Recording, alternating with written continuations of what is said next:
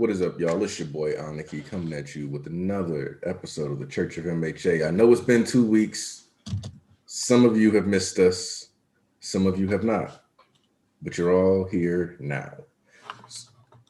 So that's what matters. Now, today's stream, we already got Bishop BG at the start. Well, hello. Our almighty fish mix already popping up in the chat. Let's go. We got Bishop Ponzu. Let's go! You know what it is, guys. And y'all favorite hoary hype man, Archbishop East. Undefeated of the East, baby. What it do? Now I gotta warn y'all. East told me he got the blade ready for y'all. So I hope y'all ain't messing up too bad out here, because y'all know he mean it. Y'all know he mean it. Y'all tripping? Y'all tripping out here? How y'all doing? It's been 2 weeks. How y'all doing? Come on, chat. Tell me how you doing. Well, we missed y'all too. Yeah, we missed y'all too. I mean, half of y'all majority of y'all still in trouble, but you know, I did miss y'all. I think I just found a name for the people of the church. Horivers. In place for in believers, Horivers. That sounds like English. I don't know about that, bro. We already got 30 people. 29, 30. Okay, nice. So you know what to do on the stream, guys. You like the stream. You got 15 likes, 30 people. You know what to do. Right. Show your love. Oh, look at that! Whoa. A new member of the congregation. Oh, snap. I appreciate you. I missed this. Yes. Hey, look at that. 33. We had 33. You know what that means? Dim Light doesn't get the joke. I appreciate you. Joseph Ciola, another recent member in the chat. Appreciate you. Congregation grows. One more member, we get another emote. Think about that. You want an emote for the channel? Now, it's time to dive into the chapter because the squad's here. We got 37 people. It's time. My Hero Academia chapter 308. All right. Full power. Okay. We see Deku looking down on him, smoke still popping off his body. I'd never forget you. It's really you, right? Wow, already, man. Midoriya, I've missed you, little guy. All these pathetic wimps just don't measure up. It's not enough.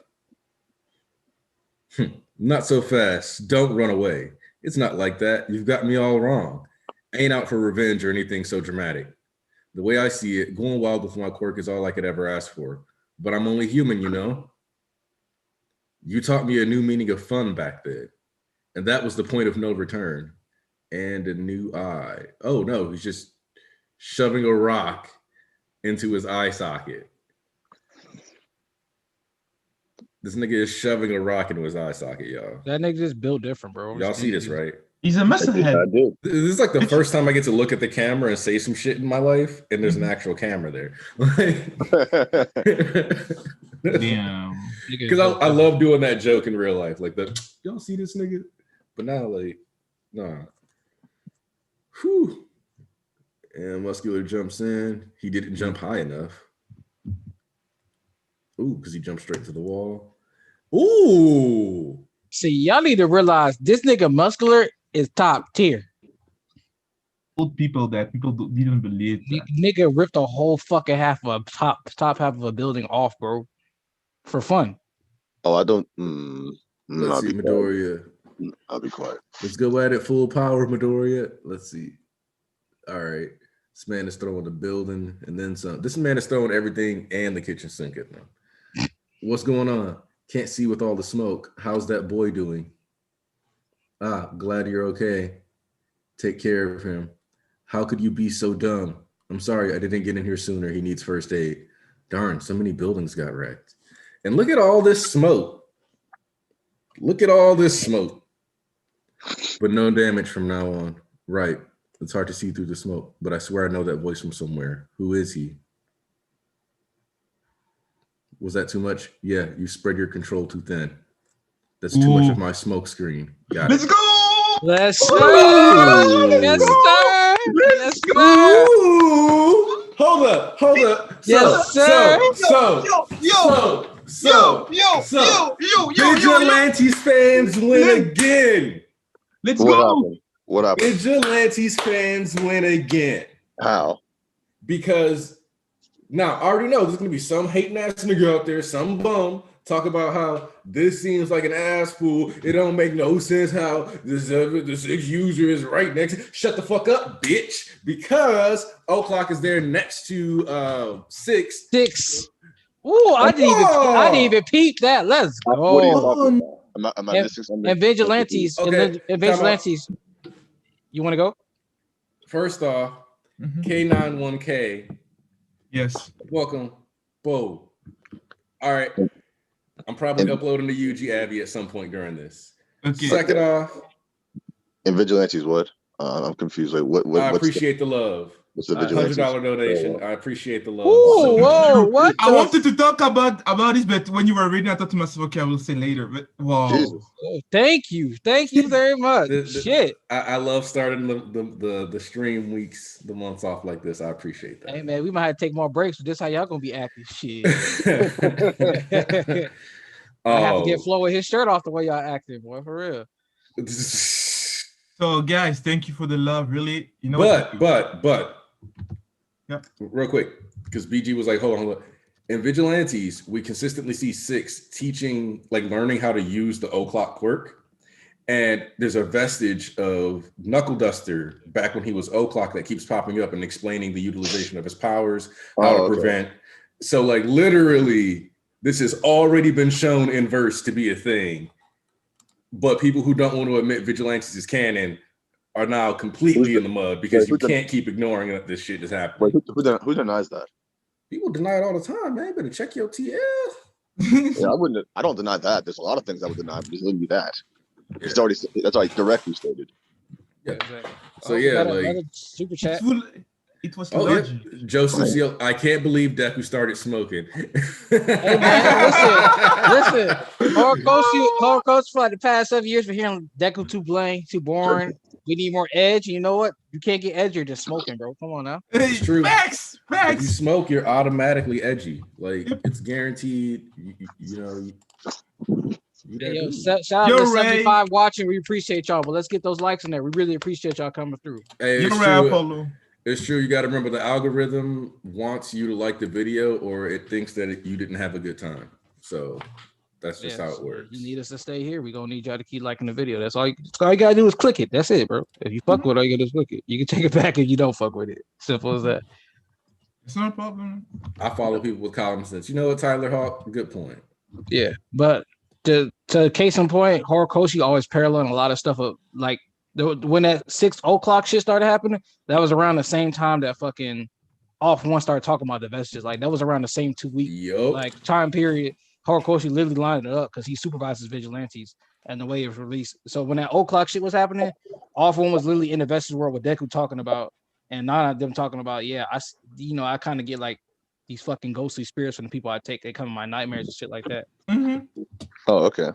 Yeah, but let's continue on. You know, we know why the people here. Yeah. You're one person. Yeah, so let me keep going. Anyway, that's too much of my smoke screen. Didn't I mention how it could backfire if the opponent gets the drop on you? Yes. One for All's influence has really opened the floodgates. Keep in mind that the greater power has been built up across 8 generations of users. It's massive, unwieldy power, and as the 9th user, of course, you're feeling the brunt more than any of us. So at times like this, try to relax a little. Our quirks are mostly standalone abilities that will never rise to the level of ultimate moves. It's almost like you have too much respect for these quirks. Approach the problem strategically and use your tools to put together a plan. Instead of think of them as simply tools in your arsenal. I love that symbolism. Also, symbolism. See the jetpack, the rope. See, this is what you would have gotten if Deku. So basically, all the people who want Deku to be Batman have their wish. They just need to stop being limited in how their perspective stands. Facts. The muscular Muscular, the man who was still standing after taking on 100% smashes. No, I'd never forget him either. The seventh float. I can limit visibility with the sixth smoke screen and guide him toward me. Gotta dig up the memories of that night and that battle. You see the danger sense splitting the fucking panel. I haven't. Man, that's so fucking funny. Nah, bro. Horikoshi was like, okay, let me show y'all how paneling is done. Let me show y'all how. This is one of the things that I really love that Horikoshi has been doing more and more as the story's progressed, which is like letting the panel be part of the story, like the very framework of it. Man, you gotta dig up the memories of that night and that battle. Damn. We got Batman, man. Look at like dodging, flipping. You can see a bit of Deku's hair. You got the classic Spider-Man pose. Oh God! Oh the God! Force danger sense helps me read his moves better. Midoriya. The fist black whip. Grab that meatball. Yeet. Right into the river. Man, no. Cheap party tricks. What's the deal? I know Shigaraki and All For One released you. Where are they? Who knows? They just told me to go wild and left me on my own. Why ask about them when I'm right here? You're bumming me out. And these little gimmicks, boring. Come on, let's have a rematch. Mano a mano, no holds barred. Why do you rage like this? I just want to live without regrets. Regrets such as not indulging in having fun every chance I get. Was there really no other path for you? Goto Imasuji. Wow, nope. He knows the name. Oh, my man, he's doing some work. You trying to sympathize with me or something? Peddle that crap somewhere else, because all you'll find in my soul, if I had known, maybe things would have worked out differently, is blood and violence. This is someone who has hurt many people, someone who has killed others. Seems like this fight is inevitable, but at least I want to learn what makes him tick deep down. You turned out real boring, kid. And the gaps between the muscles, those muscles you coat yourself with. The strands of depleted energy tend to rip and tear away. Wait, what? Hold on. What? Am I missing something? Hold on. You turned out real boring, kid. Muscles start snapping, and the gaps between those muscles you coat yourself with.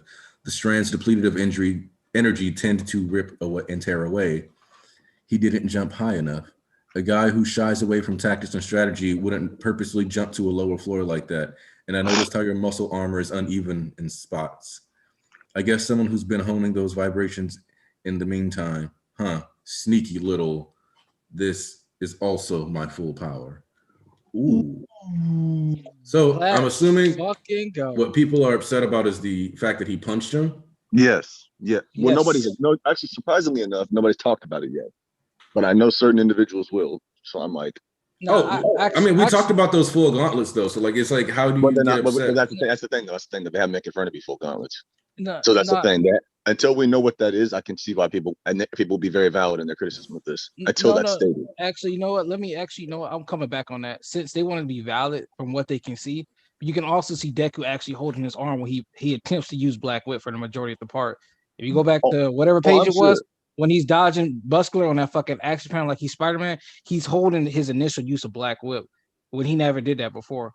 The only time he released it is when he wouldn't need to hold it like that. He's just unleashing it and he's yanking Muscular down. So people want to talk about him using his fucking arms. I'll also use that. And at the same time, it's like, nigga, he did one actual punch. And when the last time did you see a percentage? There's also a reason for that.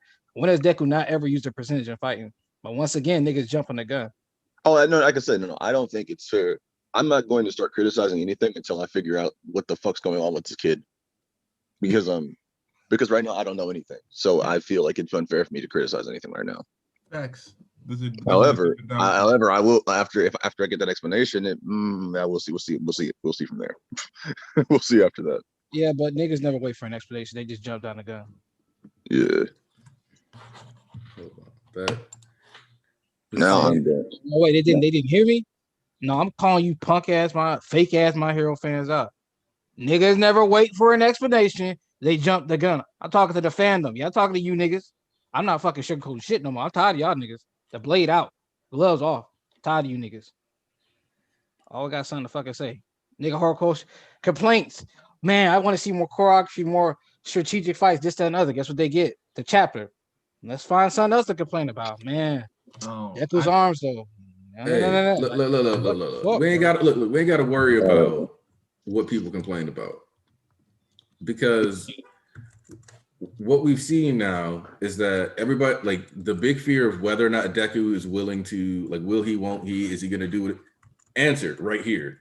Like it was already addressed when the conversation with the users happened. Some people were like, "Oh, like, since he said he would try to save Shigaraki, that means he's not going to be willing to beat his ass." Can you not hear me?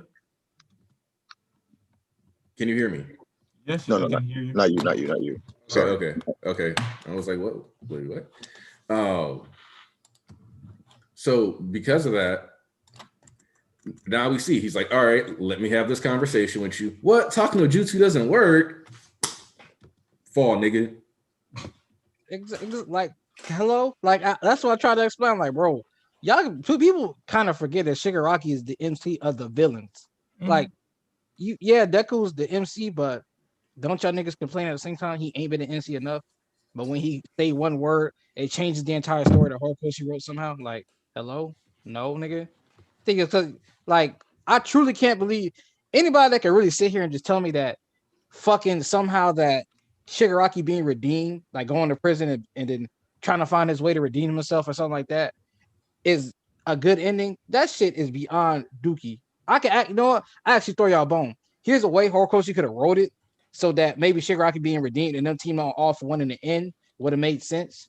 Had he not built up Shigaraki's bonds the entirety and kept Shigaraki in the back burner and we not really know his motivations and stuff like that, his entire history, his entire backstory, him accepting that, then at the end, and all for one that nigga body, then he gonna be like, okay, you know what? You actually showed me a different way to do things, this, that, and other. But he didn't do that. He built him up to have his own friends, his own allies, do all the shit he did, say, don't reject me anymore, this, that, and other, live for his friends. And then, like, there's a reason. He's not just gonna turn his back on the entire league. Like, and y'all gonna stop with this whole, I think I can see Toga, I think I can see Spinner. No, nigga, these arcs were literally so they could show their loyalty. Toix just gave his goddamn life for this fucking cause. Compressed damn near was aiming to give his life. Like, niggas are out here giving a life for the cause. You think Shiraki's gonna turn his back on that? When the first thing he did after he beat Redesher ass was like, let me get some sushi for my niggas. Because guess what he was doing out on the stage? Everybody else eating sushi. He didn't give a fuck about that. He gave a fuck about his allies. So y'all and that other nonsense, I can't deal with it, man. Yeah, like the only way they teaming up is if like the League of Villains and for whatever reason, like the Origin Trio, and then like All for One with a completely new body or some shit was like, all right, I'm the final villain, and was like wrecking them, and then they would still have another fight at the end. Exactly, and that there's nowhere near that happened because the only person body he would even take was Shigaraki, and that's not happening either. So like, yeah, I don't know. Niggas really think like Shigaraki's some ooh baby that need help. Like, nigga, no. Did you not just see this nigga in a war fighting tooth and nail? He just trying to recuperate because he literally fought a bunch of top tier niggas on his own, got tucked and tricked and smoked, but he was still beating their ass. And then off one, and then he had to fight off one inside his head the entire time. Like that shit was not easy, nigga. And he literally just told these niggas, like, I ain't finna be your pawn, bro. Let the nigga rest up. And when he murk off one this year, I'm gonna be fucking laughing high and mighty on y'all niggas. I swear to God. Oh, mush face ass nigga. I can't wait till he get the fuck out of here. Oh, dim light doesn't get the joke. Says if you look at the Volume 4 cover, Deku is wearing green bandages similar to the one he has right now. Yeah, so they're definitely bandages. Oh, and Chronix. Oh, and Jorge Valdez. Off topic. I just thought the situation where our boy Ida is in a really tight situation fighting against a no more really powerful villain, and the person who aids him is none other than Stain. Ooh. I'm down for that. First of all, I like the green bandages idea more than the red. That kind of actually is kind of raw, depending on how it goes. I kind of actually do like that. But man getting Christmas bandages. Yeah, I love it. But yeah, I didn't see that'd be a good parallel right there too. The nigga who pull up on that. Just to test that nigga Ida up. And by the way, expect Stain's power scale to go way up because he was literally taking lightly on the kids before. But after this nigga just proved how built different he was after swimming for Tartarus, which is a little bit nowhere near the mainland.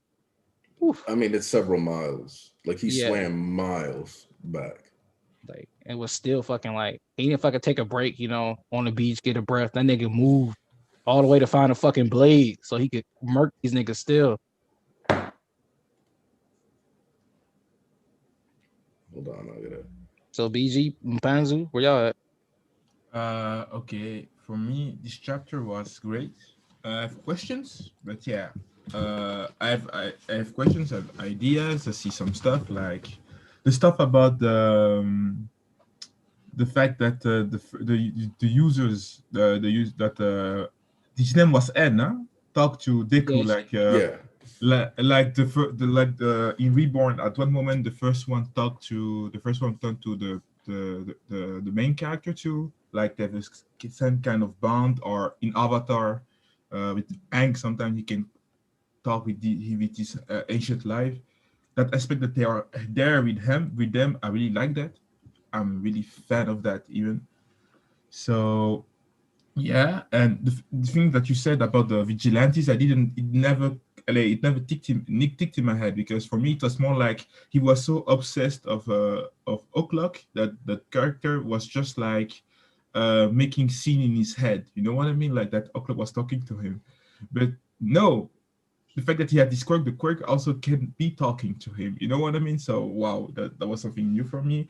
This chapter is fucking great. The action, I really see why Horikoshi kept the for Deku the for Deku as a character the choreography at not at the best in the story, because he knew where he was going to. He knew that Deku would have all these tools that he could use, and would give him the ability of Spider-Man, Batman type of agility and kind of thinking way, how they fight. So he already knew that from the jump. From the jump, he already knew that and it's really hard for me as a writer. All the stuff that you will do, like that you will make this character so raw. Even his bunny stuff in the beginning was so for many people, they found it lame. You know what I mean? It was not cool. He would like a bum, like people say about it. And look today, he looks like a bunny version of Batman. Literally, Bunny Man. Literally, with black eyes. If you watch ReZero, if you know what the one of the big beasts there, they are not like, I forgot the name. They're like bunnies that are so hungry that they eat anything, and they keep multiplying themselves. But Deku is literally this, man. When I see this, I'm scared. The eyes, even the way that his antennas moves, like, and they're like all burnt. Oh man. So where I was talking about Deku, because there was something that somebody in the chat mentioned also, and I do want to kind of point this out. They talked about how Deku's been fighting more technically, like you mentioned, with the choreography and like how. So one that is something that I like, is that the kids, like minus Bakugo, a lot of the kids don't have a lot of really good choreographed panels, and that's because they're not that good yet. Yep. And so now that we're seeing this, it's like, no, like literally that has always been intentional. If the kids are supposed to be leveling up and getting better, why would they have the rawest looking fights? Facts. They're not that level yet. So look, literally, Hori's been like, no, you don't get my good art. You don't get the best art yet. You don't get the best. You haven't earned it.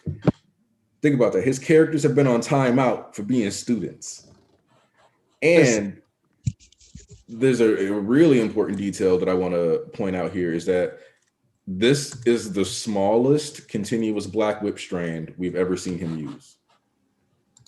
He usually uses like way bigger, or it's coming out like all four of his hands. This is like a concentrated, based off of just the middle knuckle strand of black whip energy. So I definitely think that even this is a reflection of his arms not necessarily being able to handle as much strain, but him compensating for that by being as far more in tune with his quirks, especially since he didn't go to grab Muscular until Muscular was mid-air, which allowed him to just utilize his own inertia against him more than it was about his own raw strength. And then that's why he waited until the last second. He's seen, and by the way, shout out to Shindo once again, because he's the one that helped this shit go down like this.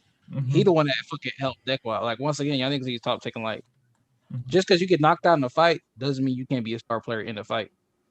He took down Deku. He took down Muscular's ultimate weapon and shield.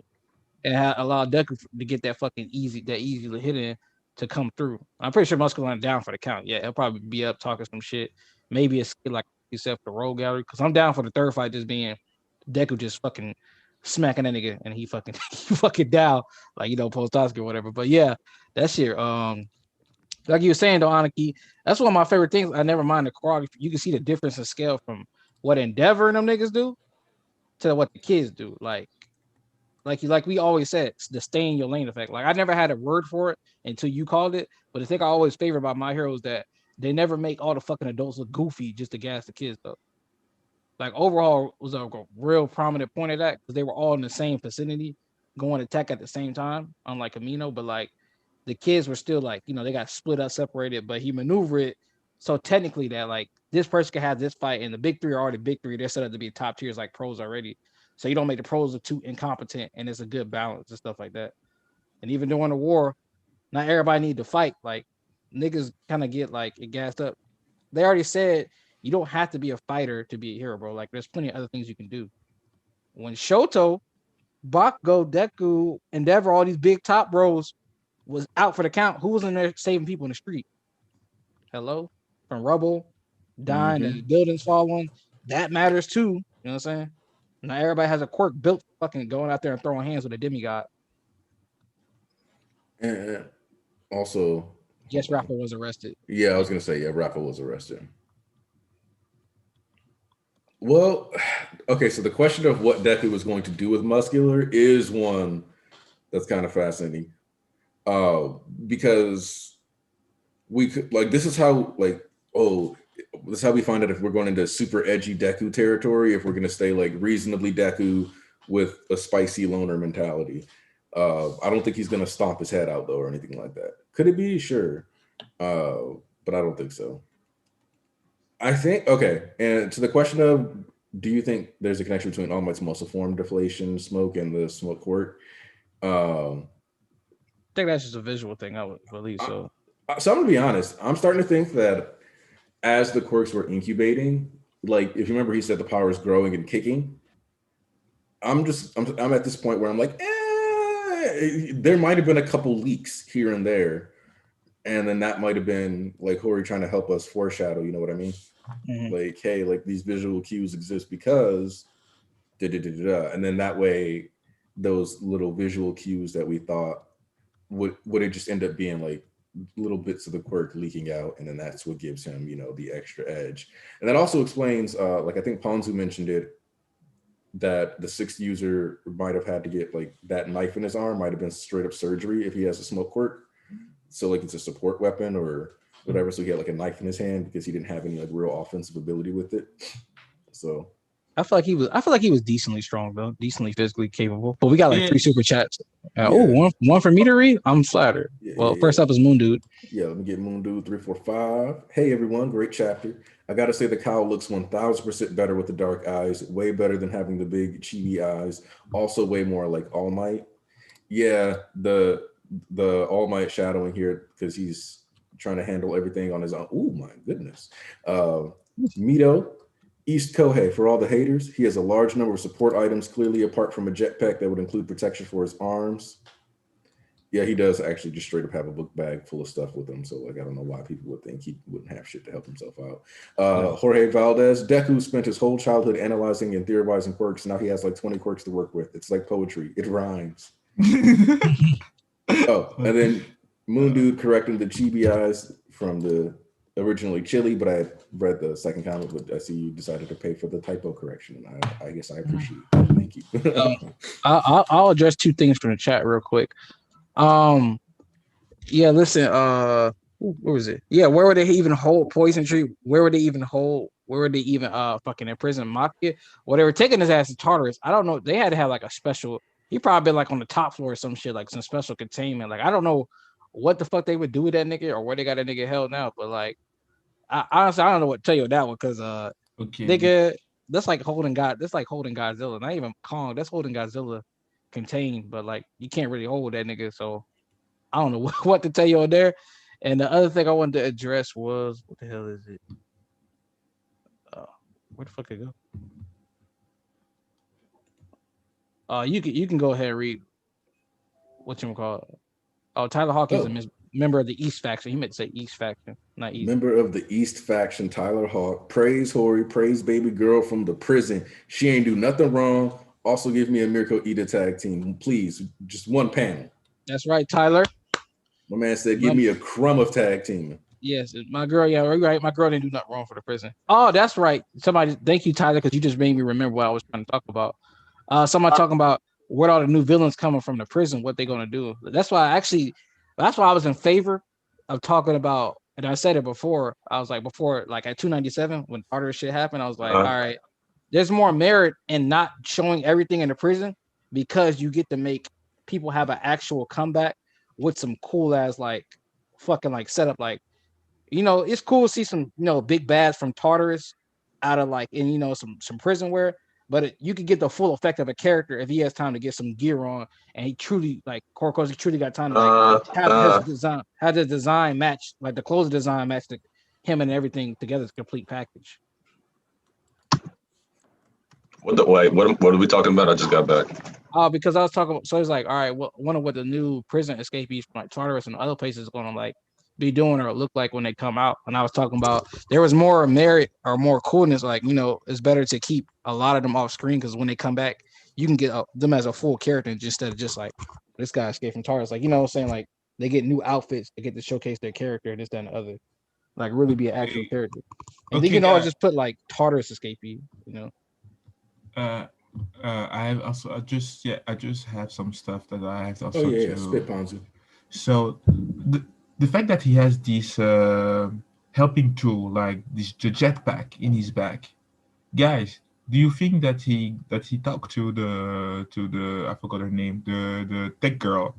No, it's not real. It's not real. It's not real. It's symbolic. It was the six user telling him to think of his quirks like tools rather than just like overpowered quirks. And then he pictures them as like jetpacks, ropes, smoke screens, like walkie-talkies. He doesn't actually have any of that shit. It's just similar. It's just similar. Okay, so I don't have my phone, so I'll read it from the computer. So okay, good. My bad.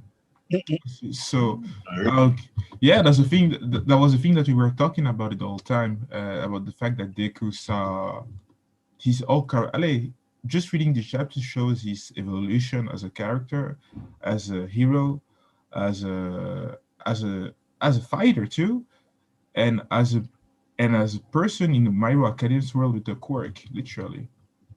And wow, it's just amazing to see that. Right now, I'm asking myself for the punch because I was thinking to myself that he couldn't use his punch anymore, or did he use the quirk of somebody? You know what I mean? No, he punched. I just don't know the context. Like I said before, I'm not jumping the gun on this shit.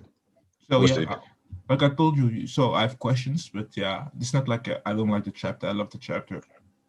So, but the fact that he say I will use my full power, what does it mean?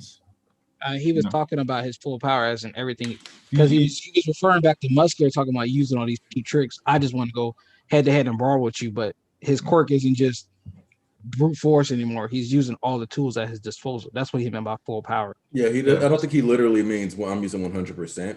It's more like me using Black Whip to evade you, me using Danger Sense to not get hit, me using this smoke so that you have bait.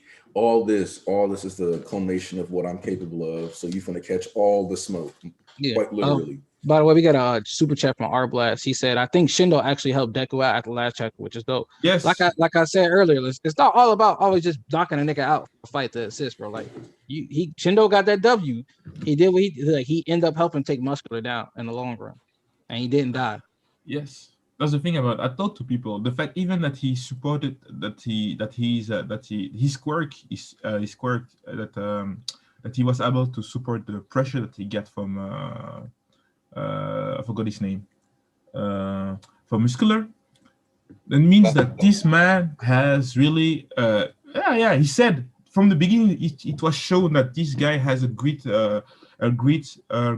resistance to vibrations, to energy and power. So getting punched, he got a great resistance as a person. So yeah, he can tank stuff. All right, wait. I used to type comments about Spider-Man asked, Who do you all think Deku will fight next? I don't think he'll fight Overhaul just yet. He'll likely have his own sub-story with rebuilding his empire. So I like that. yeah, I think that for Overhaul to come back into the story, he needs prosthetics, and he needs prosthetics that are capable of working with his quirk. So I think that has to have time to happen. So what we'll probably get with this is Deku possibly helping Shindo and them like escort people back to Ketsubutsu before the fight really gets pot, or like before something else happens after this fight. But honestly, overall, out of all the things, I think he'll just more so. I think that would be an actual conversation because I mean, Overhaul can't really come back at the same capacity he was at before. Because like that nigga, like he don't have the same like Muscular came back, he's still the same Muscular. Stain come back, he's still the same. Gentle come back, he's still the same person. Overhaul got fucking like worked the fuck out. Like everybody came out of prison, they were essentially the same person they were. Overhaul fucking kind of pathetic. Like he wasn't what he used to be, and he not like these other niggas at all. Like he was like he had a good brain on him, but his conviction not like everybody else's. I promise you. This man is traumatized. Like the first thing he can't, everybody else come back out. Look, we on a murder street. We about to murk these niggas. Overhaul, daddy, y'all see my daddy? Somebody help me. Like what I'm saying? Like yeah. Yeah. Not only this, man. You know what I mean? When you talk about it, it's like that man has lost his identity. His hands were his identity because quirks are seen. You see, how you in My Hero Academia you build your identity as your on your quirk. You know what I mean? Your quirk, it's like the socle from a really young age. That's the thing about it, is that man just lost the whole stuff about his base of his building. I will say, if you compare his identity as a building, he just lost it. So do you imagine the thing that you think it is yourself? Yeah, it is you. It is part of you. You just lost it. How do you feel about it? How are you? And you lost the person that you admired, his boss. So that man is literally, from the moment, a man is in depression. So I can't wait to see his evolution or devolution. I don't know what's going to happen for him, but yeah. Okay, we got a super chat from Yeah, let Jorge me get that. Valdez. I took that full power. It's his strategy, it's mine. Yeah, like that's how it is. It's like his whole everything. You know what I mean? Yeah, exactly. Yeah, but about Overhaul, like I said, Overhaul actually would like. Who said they would be it? Yeah, Jack. Jake, my fault. Yeah, Overhaul would be more of a. It won't be a rematch as in a fight because that nigga down and out and like he don't have his hands. He's just not the same nigga he once was. Like like he already got his ass worked. Not by like but like Deku, yes, but he got it really like fucking everything took from him by Shigaraki too. So like he's more concerned about what really matters the most, which is pops. He cared for him, but like a lot of times as you see, people do stupid shit when they care and they go about it the wrong way when they get obsessed with other things. So honestly, I think that somebody talk about like people teaming up. I think that Overhaul would be a nice person to not really necessarily like they can like help him out because they can help him like, hey, we're heroes at the end of the day, so we're not gonna let your pops die. But you help solve this quirk theory with us because they really got no scientists on their side. Ujiko not helping them niggas. I don't know what type of crackpot theory that is. That nigga pure evil too. He might be a goofy, but he pure evil in case you forgot. But they kind of need somebody on their side to help them with the quirk theory and everything. Because even after Rocky, once again, it's always about the big fight. There's other things in the society that affect them too. Just because you kill Shigaraki doesn't mean quirk singularity goes away. Yeah. Dim Light doesn't get the joke. I think it would be cool for AFO to send No Moves after Deku just to test and see how strong he is, basically gathering data and then coming up with a way to take him out. Plus the fights would be cool. I think he's eventually we're gonna have to see Deku bust a Nomu or two. And I think Horikoshi has been very deliberate in not having Deku fight Nomu.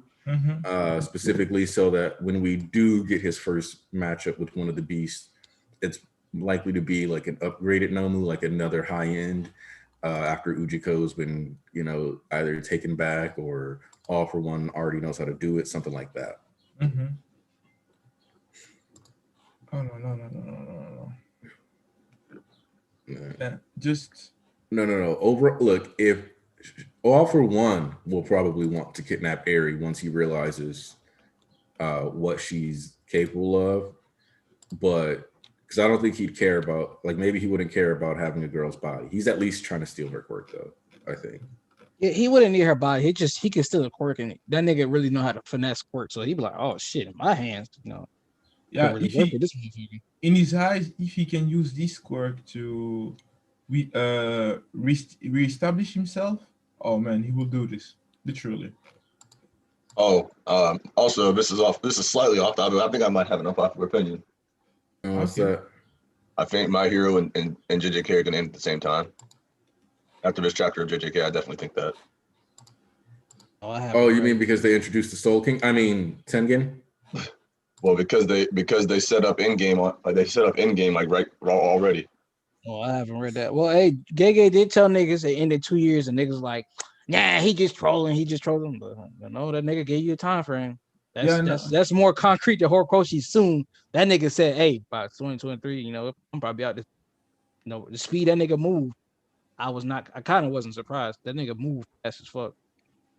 Yeah, They want that shit is like high key set up the fucking like final plan and everything, and I love it. So yeah. good. I didn't read the chapter yet. Yeah, me neither. We're not gonna Y'all niggas because can fix I that. definitely didn't read that either. And fix that. No, The other thing is, what I don't know, maybe y'all talked about it and I didn't get to hear it, but the costume. Mhm. Did you What want do to you talk mean the about that? costume? You mean like, How it looks? you mean because it's like heavily damaged? No, because the whole conversation on the timeline right now, niggas talking about how good the costume looks now, like those fucking bunny ears. So, like, for me, I don't have an issue with Deku's costume, and I haven't had an issue with the bunny ears since he got the mouth guard. Really? Because I'm different. Like for me, I think that when he doesn't have the mouth guard on, I think he looks fine. It's when he has the mouth guard on, it looks ridiculous. Really? I've always thought that. Like if one without the other is fine, but both at the same time look whack. But now when you have them both on and the fucking bunny ears are fucked up like they are, they actually look pretty good. It looks really good, actually. Because I'm not gonna lie, that shit looks silly as fuck with the mouth guard on. Because when they put the mask on without the mouth guard and fucking overhaul, it looked great. See, and I thought that so I felt like he looked weird if he has just the hood on without the mouth guard, because his mouth because he always looks so like hesitant and shy and stuff that it always looked goofy. Where I was always like, no, you're just better off like going full. There was that fucking. I wish I could find that screenshot because it was my profile picture. It was, and that is, I love that shot in the manga and the anime. Looks so good because it's just with like he looks serious. He looks like determined. He has the mask on. He doesn't look shy or anything. Like he looks like, damn nigga, you better choose your words wisely. And I love it. It's so good. Man. Like, what this chapter can bring to the story for later. So we can see the possibilities of Deku in a few chapters. Continue the fact that he's right now training himself. That's the thing about guys. I don't know. He's training himself using right now. Basically was just a training for him right now. That's the thing about it. That's the thing. He just finessed him. He finessed him. I can't wait to see next chapter to see what he did really. But yeah, wow. And I can't wait till the second and the third used talk to him about how using their quirks. That's gonna be fun because now they don't see the things in the same eye. So yeah, hey, I'm excited. Who's squeaking? I know. I was moving my mic. My bad. Nigga has those squeaky boots. I don't have squeaky boots. I said I just moved my No, mic. you don't get the reference. Oh, okay. It's a SpongeBob reference. Okay, You talking SpongeBob? the language barrier is painful sometimes. That's not a language barrier. I mean, It is. I don't know if SpongeBob is popular in Belgium. No, it is popular. It is worldwide popular. That's what I'm saying. It's not a language barrier. Then. But no. The thing about it is like it's more like I don't remember this in French. I watched it in French back then when I was a kid. Oh no. It's not a statement. It's the episode where he got the boots, like- from Mr. Krabs, and they were really squeaky. I don't Like remember that every episode. step. You probably just it's not a language barrier. You probably just don't remember the episode. Oh, okay. Because that's one of the I most don't that's one of the remember- most legendary episodes right there, bro. Yeah, it was the Oh. one where he said when he wears the boots, he'll be the I world's greatest never- fry cook. I never watched the whole series. I watched different episodes because when I came on TV, it was there, So I had some memories of the stuff. I watched it in Dutch, in French, so I don't remember. I don't think I watched this episode, so that's why. Don't mind me. I've watched like every episode of that show for the first 3 seasons because I was obsessed with that shit. I can understand that. Oh, So Also, Spectral Dynamite, you're wrong. Mhm. I agree. I'm more in Spectral Dynamite's camp, though. I Hold know up. you are. Andrew Lollivar, Deku's arms is one of the most consistent subplots in MHA, so it's surprising that we haven't gotten anything about them and have Deku using his arms. It's not satisfying to me to see Deku master 4 to 6 quirks within 100 chapters in 4 months in manga, only showing us him training in Black Whip. So I have like different feelings about this because this comes down to the way Horikoshi writes things. And to a certain degree, I understand the premise and I kind of agree with it, but like I understand why some people don't, because typically you don't do it this way. And that Horikoshi kind of writes this stuff like a math formula where he's like, okay, I've shown you how this works. You've been given the tools. This is how it works. So here's the answer to the equation. And what I mean by that is that when it's explained how full Callan works, Deku's like, okay, I need to imagine that warm energy throughout the rest of my body, da-da-da-da. So from that perspective, that's even why we don't get a lot of Black Whip training, because it's the same quirk is one of the things that we've talked about with multiple facets, more like a Swiss Army knife. So that same energy that he was concentrating on and spreading throughout his body, he is now concentrating on and focusing on and spreading as a tendril. All he has to do is see it and then just stretch. It's like it's literally like stretching a muscle. So the same thing kind of applies to him, like stretching out his power that like he's learned how to focus within his body. That's why I don't care about seeing a bunch of training. It's the same mechanic stacking in multiple different ways. I think, BG, you got it. I think the reason I'm not really like too up in arms about him not seeing him train the quirks is what the fuck. When did we see him necessarily train one for all? We have him learn how to like control it, but after he learns how to control it, for the most part, he just learns new applications of it. But there's no new applications to put out for fucking Black Whip and all that other shit. It's just that it just works the same way that One for All does, where like the more he uses it over time, he's going to unlock more percentages of it, and the more percentages, the stronger it gets.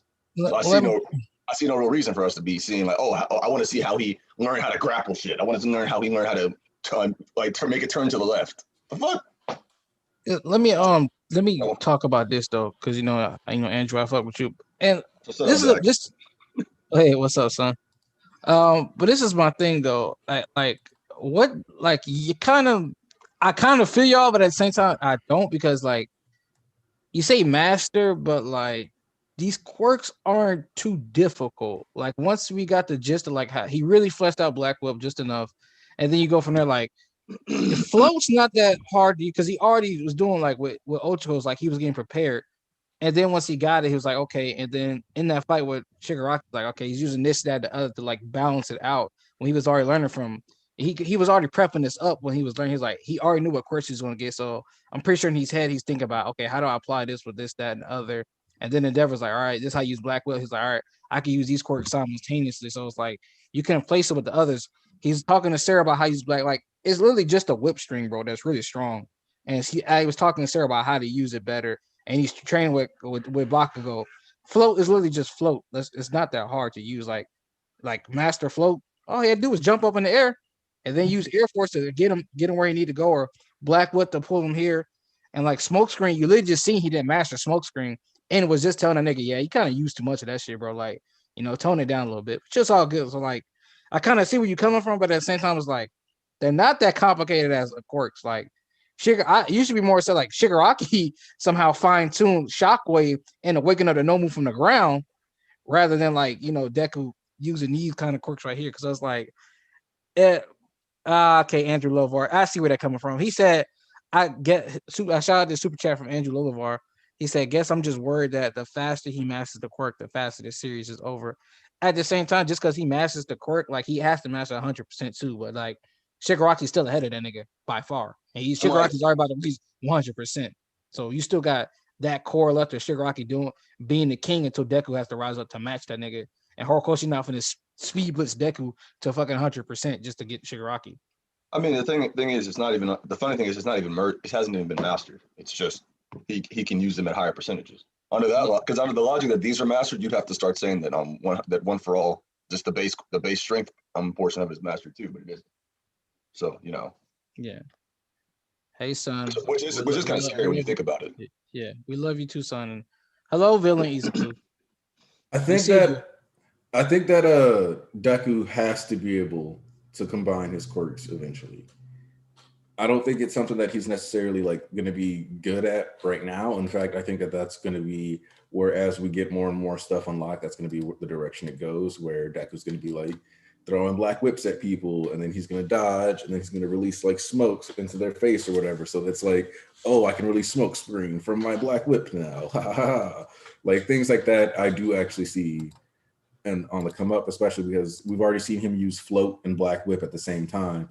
So to me, there's no reason why he won't eventually be able to use like float, drop, the smoke screen or whatever. And the thing is that I think the reason why he's cycling through the quirks, like, the seventh this, the fifth this, the fourth this, the sixth this, one, partially to help us keep track and like make sure that all like you have in your head like a page where you can say like, oh yeah, this is definitely this person's quirk, but also because they directly state these aren't good enough to have super moves. Mm-hmm. So if they're not good enough to use super moves, then they're not gonna get like, it's not gonna be like, oh, we're not gonna get the cool black smash like I was hoping for. We're gonna get like it's just always gonna be like fifth user, just which powers he's using. And then maybe if we get like a smoky black whip, it'll be like fifth and sixth to combined or something like that, and we'll get numbers or attacks like that. What you can get literally is that you can still have your black smashes. Deku use his black whip in a way that he can use the power. You know what I mean? Because these work at themselves, they can be they use them as like a ultimate move. It's difficult. You just have to imagine a super strong webbing technique of Spider-Man. You know what I mean? It's not that hard. That's not that powerful. That's the thing about it. Or float. Even just float is making people float too. So yeah. I think Jay had the best take on this. He says that out of they kind of addressed that the whole thing about the progression of the quirks in this chapter. Actually, he says I think that's kind of what was already discussed in this chapter and other past chapters regarding the remaining quirks. These quirks are not some complex quirks that require so much exposition to introduce. You got too much respect for these quirks. They're merely tools. And then he also says, out of all the quirks, Black Whip was the most complicated, but we already got a good amount of training / progress with that particular quirk from past chapters.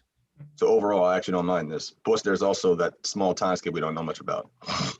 Not only this, I would like to add something that quirks are muscles, guys. So training your muscle is just repeating doing one. If you try to do some train your muscle, your chest, what you do is push-ups. You know what I mean? So literally, Deku is when you train a quirk, you're training your muscle. Quirks are muscles, literally. So if you use every day we use different muscles to do some stuff together. So Deku using different quirks in the same time are next after the other, quirks, I will say facets of his quirks, because this one quirk. So yeah, guys, you know literally how stuff will be. And it doesn't mean it doesn't have to be complicated. It doesn't have to be like the training don't have to be like I have to think how I can turn. No, it's a muscle. If you think that it has to go to the right, it will go right. And as the thing that they talk about is that you need to imagine stuff, and Deku is trying to use all this stuff, and we saw the jetpack, we saw the I forgot the towel, not the towel, the rope. Thank you, the ropes, and all this stuff is things that Deku tried to he really tried to imagine that these quirks are things that he use every day and that you can use every day. And it's really something that I really like about Horikoshi storytelling and demonstrating that that just sometimes you make so little stuff little so complicated for nothing. Just take it like they are, take it easy. Because people keep saying since the beginning of the story, a quirk is part of you, it's just a muscle. And Deku, like he said, he kept putting this on the pedestal because he never had this. You know what I mean? And it's so, yeah, the consistency of the writing, and and it's so good to see that. Really, just as a fan, as a amateur writer, just seeing the consistency of every chapter that he comes up, he tried to do. And Horikoshi is a human, and he do his best with this. You can just respect the guy. You can just respect the guy for the skills, the art, even the fact that we see the evolution in art and choreographing, because it is like Aniki said, the choreography, it's normal. They're just students. And I always thought about this like this. And I thought to myself, when will they learn more about about moving better? Because for me, like I've always said, the the invisible girl, she can't do nothing. She has to learn martial art to be effective. Well, hold on. I mean, she did technically beat the crap out of Manga Fukudashi once she got in range of him. Look at what how she did him. She beat him. She beat him like this. She beat him. Hey man, she still. Hey, that's even worse than that nigga. Hey, get your ass beat, get your ass Hey, beat, bro. hold on. But also, Nadira Moad sent a super chat. Midoriya knowing why Muscular was fighting the way he was and taking advantage of that weakness might be my favorite part. I also think Midoriya isn't being edgy. He just seems more calm and collected. I do think that people got to stop jumping. I will say that that's fair because being calm and collected needs to stop being seen as like, oh, you're some super edgy, hardcore badass. That's why a certain fandom was in the mud because so many people had a disconnect from what the character was actually about, that when they got the final chapter, they felt like the character had somehow not been who they were through most of the series. So that's all I'm gonna say about that one. So yeah, I do think it's important to keep track of like what people are actually fighting for, why they do what they do, and really focus on these motivations. And Deku's not, I don't care about the world. No, he's doing all this to like protect people. Like his motivation is something that comes from a genuine place of protection and salvation. Let me touch on this then. But since we talk about Anki, I think made the greatest point about how I never even like really noticed. I mean, I noticed that the adults were always stronger, but when you really look at it from the big three on up to all the pros, they always got way better fights than all the children. And there's something I always look at and remember whenever people kind of complain about Momo, is that Horikoshi said, I was going to give her quirk to a teacher, but when this shit is fully realized, it's kind of one of the rawest quirks ever. And he's just like, but to really say what he says, like, I was going to give it to a teacher, but it'd be more interesting to see someone who's way more or less inexperienced use the quirk. Because think about it, how we know how pros work. Imagine a full-grown Momo. Man, then give her, then she can use a staff too. So give her some other hand-to-hand combat skills. Let her be able to sharpshoot, or like have hand-to-hand combat too, and be able to fucking pull out anything she wanted on the fly. Because like when she was fighting Kendo, Tuskegee is damn near, the metal is almost as tough as like diamond. I looked it up because I was doing some research, and like that shit is tough as fuck. And she was spamming them shits on Kendo. Shout out to Kendo too. She's strong as hell. But she was spamming them hoes like back to back to back. And Kendo was crushing them. And I'm like, damn, nigga, to make something that tough and that fast, like just like that. And the shit she was doing during the war is like that support shit go hard. Like I guess they want like a big like fight, but like bro, that support she was putting in, fucking dropping dynamite, like bro, she did all that shit she did in a span of like 20 seconds. Like what the fuck? Like, and then like it's like some of the other kids, they have some great moves, but when we get to the end of the series, that's when they'll fully showcase everything they got. Like Horikoshi set it up so that we don't need to see them training every single day to learn every single move. He already set it up that this is what the fuck school is for. These are what the internships are for. You'll grow and learn more shit, and they be out of school so much that like, and that's another thing I want to touch on too. Two Hold on, things. East. Before you continue, Oh. official decree of the Church of MHA: you need to bring back Archbishop and return to the Discord immediately. Oh, so y'all, that's how y'all want to play, huh? Mhm. Oh, you put in the big guns. You put in the big bad. What happened? It's I because didn't understand. it's because I left the church and I ain't been there. It's like past like week and a half, 2 weeks. But So why'd you do that? Mhm. I tired of repeating myself. Oh, damn. That's why. I'm tired of repeating myself. That's why I The was pin- going off of those niggas fucking earlier this week and on Twitter. I hate. I'm surprised you stayed on Twitter then. No, that's just because I had to vent because I was off Twitter and I kept having to hear bullshit discourse every week while I'm off Twitter. Somebody kept coming telling me like, yo, Oh, peep this. man. I And I was missed the like, so whole season. I was like, I even get off Twitter and I still got to hear this dumbass shit. So if I got to hear this dumbass shit, y'all gonna get these fucking heat. I was tired of this fucking snake ass fandom, boy. Fake ass gaslighting for 2 seconds, then you come back complaining how this shit could all go wrong. Boy, you got me fucked up. You ain't finna be doing this shit. Oh, and also to answer your question in the chat, yeah, I do think there's a chance that the second and third user straight up rejected him and he doesn't have their quirks yet. Yep. And that Fair could be part of why he's so irritated. Like, these niggas. Oh, also, I forgot to mention, I hate y'all. Damn. Nah, because y'all motherfuckers had me over here like, because I was like saying, oh yeah, no, this is gonna be Dex is gonna clap him, and everybody was like, nah, y'all serious? He's top tier verse. He would clap Merca on all them shits, and I'm like, Whoa. You see, I didn't look- say no. You see, I didn't co-sign that one. I did not co-sign him clapping Miracle. I had a whole debate with niggas in that fucking in the fucking. I never Discord. said that. Oh, in the Discord. Okay, I'm like, hold up. Like, I had a whole I debate never- with niggas about this, and then after this, I'm like, maybe I've been I'm underestimating him. Maybe I'm putting him a little too low. Then I see this chapter, and now I feel like a fucking idiot. I hate that. Actually, No, BG, no. BG, Okay. I'll come to your aid. I'll come to your aid because he only got the Muscular isn't down for the count as far as we know yet. Yes. Deku winning this fight, but Muscular isn't down for the count yet. But it's thanks to Shindo. It is thanks to Shindo that Deku got that shot in. So oh no, he got his shot in because of that. But it's more like Deku wasn't sweating him either, at all. That's another thing. So, like as I was saying, like Deku was expending no fucking energy on this guy, at all. So I'm just like, yeah, he's not a threat. He's not as big of that big, but he's a threat. He's a big threat, but not to Deku. As I said.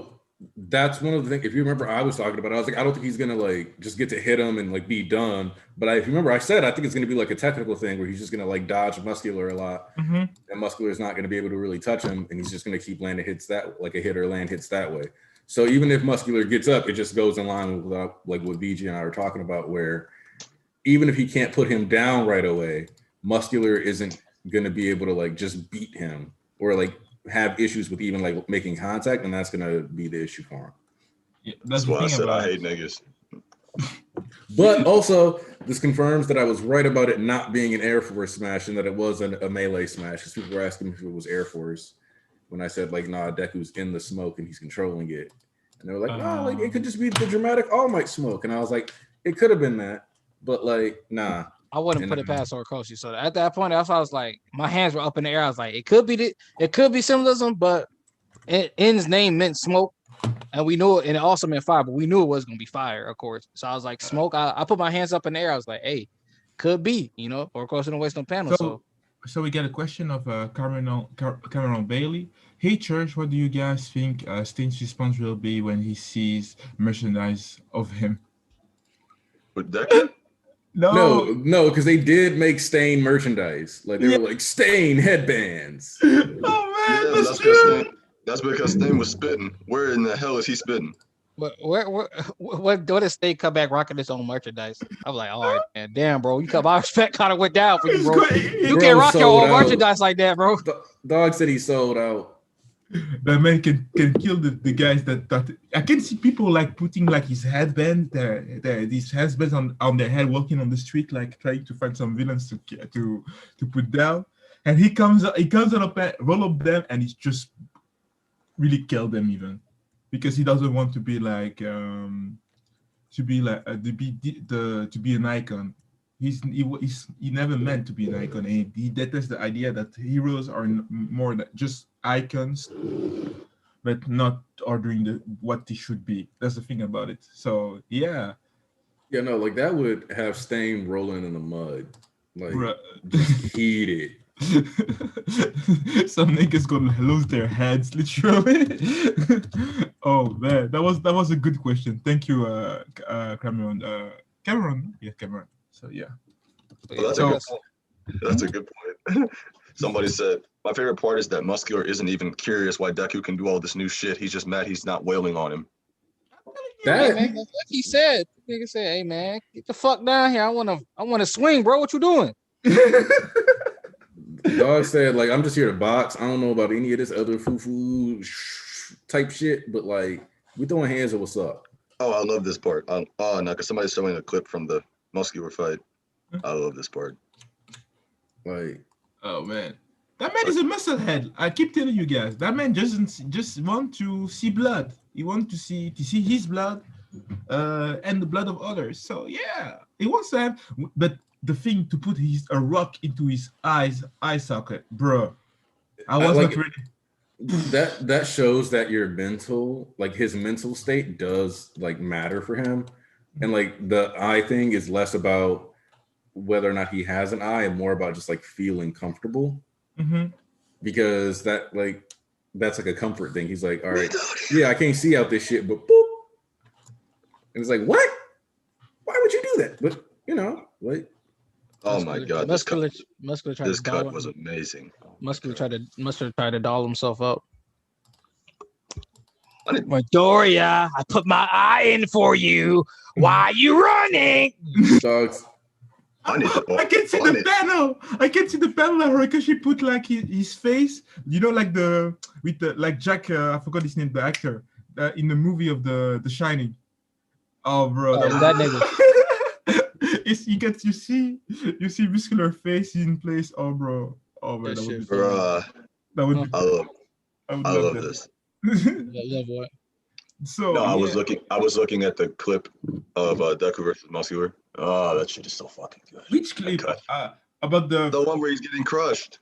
Where where he dashes at him and they clash and then he crushes the fuck out of him. Oh, okay, this thing. Okay. That cut is amazing. Yeah. Which I guess since I don't know, what do you do about that? Are you gonna talk about the anime too? You can don't spoil me because I get spoiled. What do you mean spoiled? Nigga, you seen it. But you know what? I don't because for the moment I was. Do you think I'm going to draw? I'm gonna get on camera and draw the panel, draw like the cuts live for you. No. Thank you, thank you, Raphael, for the name. Thank you, man. The thing about it is that more like I'm scared of the anime like quality for the moment. I'm still scared of it, bro. I don't know. Yeah. For the moment what I saw in the church, people were like. They were not. Everybody was not okay with the animation stuff like. So what I'm doing is I'm gonna wait. I'm gonna wait. I'm gonna cut that off right now. No, let me finish. Let me finish first, please. Okay. Let me finish first. Then I will let this vlog. The thing about it is more like I will wait that the whole arc of GT will be done, and I will watch. And I will watch in one go. That's what I will do. I mean, I get that. I'm saying, but there's nothing to spoil, though. That's what I'm trying to say. There's nothing to spoil. Yeah, no one. I said the wrong words. My bad. But what I was gonna say was, I feel like that's unfair criticism because what the fuck are they supposed to animate? Like, what's supposed to be like? What Sakuga are they expecting from the content we've gotten so far? I'm not expecting. Not you. But the people who were complaining. Mm-hmm. There's nothing that's really happened that I'd be expecting Sakuga for. Now next week is when the action starts, and I've already seen the preview. I've already seen the cuts. Some of the cuts in there. Oh yeah, that shit looks amazing. Yeah. The one I wanted to say is, listen, I'm tired of you niggas trying to make excuses. Ain't no justification for that way they shafted Class 1B in that opening. Ain't nothing you can say to me, bro. All Might got more screenshots than them niggas, bro. I mean, I know. I mean, actually, no. I get it. No. You could have, and someone was like, "Well, we don't know their quirks, bro." You could have put the people we at least know and showcase them. If you want to talk about spoilers, Shindo shouldn't be in the damn opening that long. That wasn't what I was getting at. No, I was getting at the idea that from what people have been trying to say, and what you kind of see in the opening itself, it's kind of like it's supposed to be like peace sign 2. And it's only showing the class 1A perspective because they're preparing to do the fight. Yeah. It's just like it was in the sports festival. But the So peace that's sign why was I'm good. confident. The music. Yeah, but Nigga, what's that supposed to mean? nah, I'm talking about the music. I'm talking I about. know, the nigga, the music in this is good too. What that mean, No, nigga? I don't like the music at all. Literally, I don't like the music. Really? You're alone on that one, my nigga. I mean, it's not that the music is bad. It's not even that the visuals are bad. Like We are losing likes. It's really just they shafted the fuck out of 1B. Like, bro, there's no justification. Like I'm not trying to hear. Oh, spoilers and this, that, and the other, bro. I'm not saying no stupid ass shit like that. No. Yeah, like, bro, if you want to talk about spoilers, that nigga Shinso shouldn't have had that much fucking screen time. Like I said, no, it's all just meant to be like I said, it's from what, because like somebody pointed it out, it is supposed to be like Peace Sign 2 because it's got the same structure, it's got the same opening. It's just the roles are reversed. Instead of Deku watching All Might jumping through the fucking sky, it's All Might watching Deku jump through the fucking sky. Thank you, Muffin Master. I mean, yeah, that's cool. I mean, I get it. Like I'm just saying, like they could have had more time. Like you could have had a couple matchups, or you could have just focused instead of all that screen time on all like Vlad. As always, All Might got more screen time than What's 1B. happening? Like, bro, come on, that's just disrespectful. Like they are the main. They're also the main. You get to see their POV of the art during the arc too. Like they're just as important every fucking chapter. They're there too with 1B. So like the fact they got shafted so goddamn hard is like, damn, nigga. Like also, okay, guys. Also, Philip Meath, you're right. The Peggies are fire. Okay, I would like to say something. Just like guys, we are like 154 or 45 people. Like the stream, you're here to show your love, and yeah, and let's talk about. If you have questions, we are here to read about it, read and answer your questions. So yeah. Also, I just realized he said he'll be right back. Well, anyway, I was gonna say fucking, but have you watched the anime yet? Fucking East. Yeah, I watched all the episodes. Then what did you think of it? I'm loving the anime. I always generally enjoy the anime, and there's sometimes like I don't even like really peep. Sometimes like the stuff they switch around, like some stuff I do notice, but like it's to them anime niggas that like to compare every single thing one for one, beat for beat. It's some stuff I don't even notice. Like they switch like a line or two, and then like the niggas point out, but I'll be like, it's okay, bro. Like for me, it's just like. It can't be as stupid as the discourse this week. You heard it this week, right? I think there was something about Nana's line. No, that wasn't it. That wasn't it. What was it? The discourse this week was. You remember that part where like that Bakugo comes out in his like winter outfit? That fuck because he didn't fucking bite the fucking thing. The speech bubble. Yeah, nigga. I'm like, how the fuck is that gonna work? Nigga, what you wanna do? Bite subtitles off the fucking screen or some shit? Like, come on, bro. Like that was one thing. I'm like, no. That was like, what the fuck you want to do? You want to bite Deku himself? What the fuck? Like, I literally knew because that's one of my favorite scenes ever. Because that shit is so fucking Bakugo and it's so fucking funny that this nigga literally breaking the fucking fourth wall in a sense. I was like, nah, they can't animate it, but it's cool. It's still funny. I'm like, okay, they try to add a little stunt around there. I was like, okay, it's cool. They're still doing their thing. I don't mind it. Whatever. It's just are we losing likes? That's super weird. People are just. We're losing likes. We are losing likes. We were like at more than 80, and right now we are at 69. I don't know for you. But we gained viewers, but lost likes. I don't get it. They don't like us trash. They don't like us gassing. YouTube is. I don't know if people are literally. Might be a glitch. Yeah. I refreshed it. We kept. That's weird. But anyway, let's talk about. I wanted to talk about something. Let's talk about what Philip had to say. And answer no mo fest. At least I don't watch battle rap. Are you talking like battle rap? Like, niggas spitting like clock the AK back, let it rain on you, nigga, make it sing on you, dance like an umbrella, call you a ballerina, name motherfucking team. Like, if you talk about that battle rap, like, you know what I'm saying? I don't really watch. I watch some of that shit, but I don't know what type of battle rap you're talking about. But Philip said, my question is, how likely is an encounter between Toga and Deku, and when do you guys think that may happen? I mean, it'll happen sometime after we get after we learn what the fuck happened to him. Yep. Yeah, I mean, my thing about that is like how you tread that line, because like how did she get away? Because her mindset isn't changing anymore either. I would prefer it more if instead because she's already had her heart broken, and and her dreams crushed, and she already had this conversation with Deku essentially back in the thing. She didn't get a full answer, but she kind of felt that, but she got her answer from Ochiko, and that drove her even further off the deep end. But I would prefer more of like she came back to the league like Spinner said, and Shigaraki instilled that this is your home, this is where you belong because he's already said it before. But if they met, I have no problem with that. It's just in the sense that like how would it work and how did like she get away again? You know what I'm saying?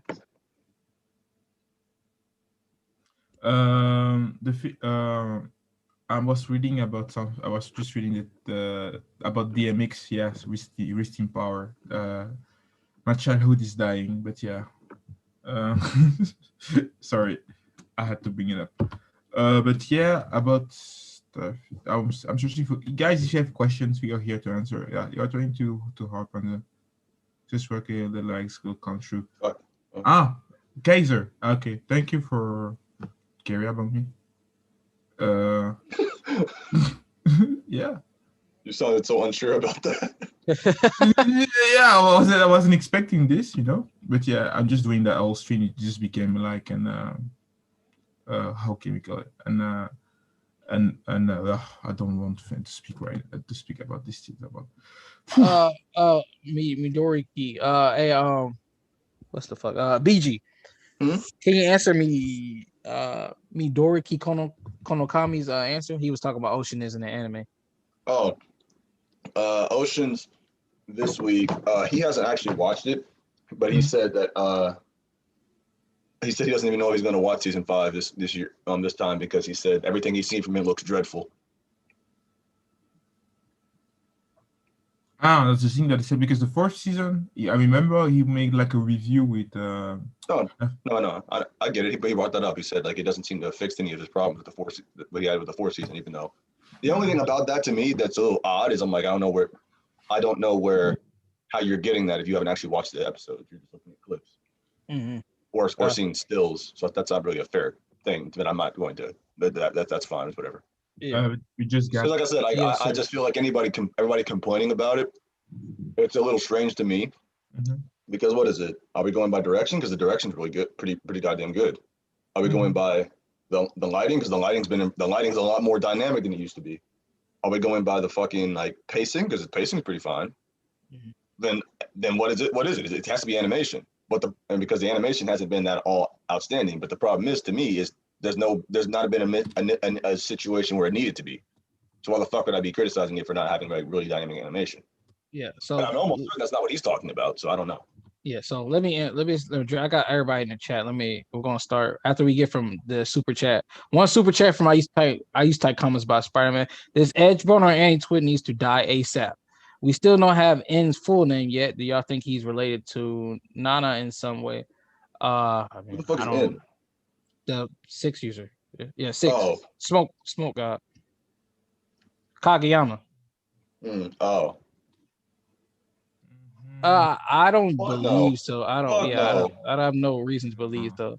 I don't believe it's for the moment that any user of 1.4 are like connected, connected by like family wise, blood wise.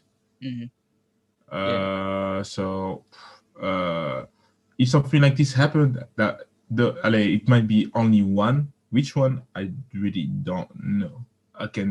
Because for the moment, for what we know, is that these people are just people that were wandering on the street. They saw somebody in suffering, and a guy the person just gave them the part of their hair. That's what happened.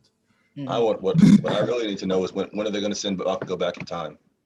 If you don't stop this nonsense, anyway. Son was talking about how. Remember the time. Hush, you don't you start. Stop it. I had this blasphemy in this damn church. Oh damn! No man, you know what was the best? Okay, before you go on, okay, Midori, whatever your name is. Nah, nigga, that's not cap. That's not cap. Season 4 did not look like dog shit. No, it did not. There were some bad cuts. I'm not gonna lie, but this season did not look bad. Let's not lie. No, the first season we are conflating some bad episodes to a whole season being bad. No. For me, the fourth season did a big thing is that they cut the backstory of One for All. That was something that they knew. Wait, what are you talking about? They cut the backstory of One for All. What No, did? Overhaul. My bad. Overhaul. I'm about to say, I was like, what? He said the first season. That's what I was about to say. I think he been overall because they were. Oh, Look yeah, at no, that. they did. Oh no, they did. That wasn't. Well, it was. They didn't cut the backstory. That's not true. They cut off. They cut some of the some of his motivation, but they already showed his backstory. Ale, we saw him. We saw his house. We saw his house. Literally, his house. No, we saw that. We saw the motivation. We just didn't see his like mind. We didn't. We saw half the motivation. They cut out the other half. Not everything in full effect. So let me get this stuff out the chat real quick. Toga should try to find Shiraki with Deku and lie to Deku by turning herself in on a Catwoman type beat. I don't know what you mean by side, because you know that ain't the move right there. Side by side, that's really not the move, because I don't know how that would work. You know what I'm saying? But okay. Anybody else want to touch on that before I keep continuing through the chat? What happened? What I was first going to address is that anime question that somebody, or like those anime statements people had about how anime onlys are enjoying things just fine. Yeah, because they aren't like, so part of the issue with joint training, and I'm going to be completely honest, it's that people don't want to admit that they overreacted. I mean, they backtrack all the time. I mean, they switch up and backtrack all the time, so this should be no different. But the thing is that hating on MHA school arcs is trendy. So like, if you also have to admit that, like, yeah, okay, when I like, because like when the anime airs, you're gonna see anime onlys like enjoying the shit out of it. So a bunch of manga readers are gonna either have to look dumb trying to claim it's bad, like doing the stop having fun, or you're gonna just watch a bunch of people like switch up and be like, oh, I guess it wasn't that bad. And it's like it's the same shit. You just didn't appreciate it because you got caught up in a wave. I apologize for this. No, Mitty, that's still wrong. There are certain episodes that don't look good, but yeah, saying most of the arc was like poorly animated is a lie. And there's some cut stuff, but not a lot. You're acting like they cut out half the arc. That's a lie. Come on. People who complain about that slideshow ain't seen what happened to House Husband. I'm gonna say this. People complain about the slideshow. I never understood. I never going to understand that because the slideshow was a black box in the manga. So what are we complaining about? Also, compresses a lot, Philip. And listen, y'all niggas don't know about cutting. Y'all seen The Promised Neverland and TOG? What?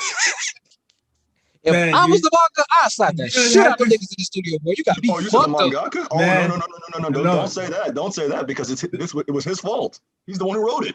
He's the one who wrote the story for the anime. I'm about to get up and walk away. By the way, should I? Yeah. By the way, if the anime takes some liberties and like fleshes out the war arc, they could make all of season 6 just be the war arc. Facts. I mean, that's what I'm hoping. That's what I'm hoping they do. But I worry about what that does to the quality of like MVA and Endeavor Agency. What do you mean exactly? Yeah. Like if they rush through those too quickly, they could end up like cutting. So I'm worried. I don't want them to like cut out of MVA if they do make cuts. I feel like if they were to do what you just said, which is to have the whole season be season 6, it would be the opposite. They have to go slower for them to do that. Mm-hmm. You'd have to go slower for you to be able to do that. Because if you went fast, if you tried to speed through them bitches, that means you'd have to extend joint training and speed through the rest of the season, but that wouldn't make any sense. I feel like the way that's going to be paced is we're going to get to MVA by episode 11 or 12, and then we're going to end MVA by probably episode 19, and then we'll get to probably the beginning of the war by the end of the season. See, no, that's too much. Because what do you mean? Here's the thing: the current war arc, if you look at it from the start of Aizawa, like when Aizawa and them like run and do this shit, to the last act is 52 chapters. Oh, I know. So that's a good amount. Like doing that for a season is good. Speeding into cutting into that at all though. Horrible. What I mean by get to that, as I just strictly mean getting to the episode, the Aizawa stuff. No, you can't even go. Don't even cut into that. And that's a part of the Aizawa stuff. And if they don't even get to the Aizawa stuff, the only place they would be able to stop is the heroes disappearing from the street chapter. No, That's what if the best place to end it, if they don't like to not cut into any of the war stuff, to make sure they don't take any war chapters, is just to finish it with them Endeavor talking about getting a new house, and then you just have 2 seasons focusing on Endeavor. I gotta be real with you, that's not gonna happen. Because like that's how they never do that. They always cut into the start of a new arc. They did it with season 2 too, actually. Because season 2 gets to the mall chapter, which is the chapter right before they go to the camp. So they've done that every season. It's just not going other than the first season, of course. So it's going to happen. The only difference is this arc is like 5 volumes long, and typically in My Hero season is 6 volumes. So they're going to get, it's going to be like 90% of the season is going to be that. They're going to cut into this. They're going to cut. I think they're probably going to stop at the end of, either the beginning of Deku, just that Deku like appearing at the thing, or it's going to be after whatever the fuck we're at right now. Hold on. Let me do some math real quick.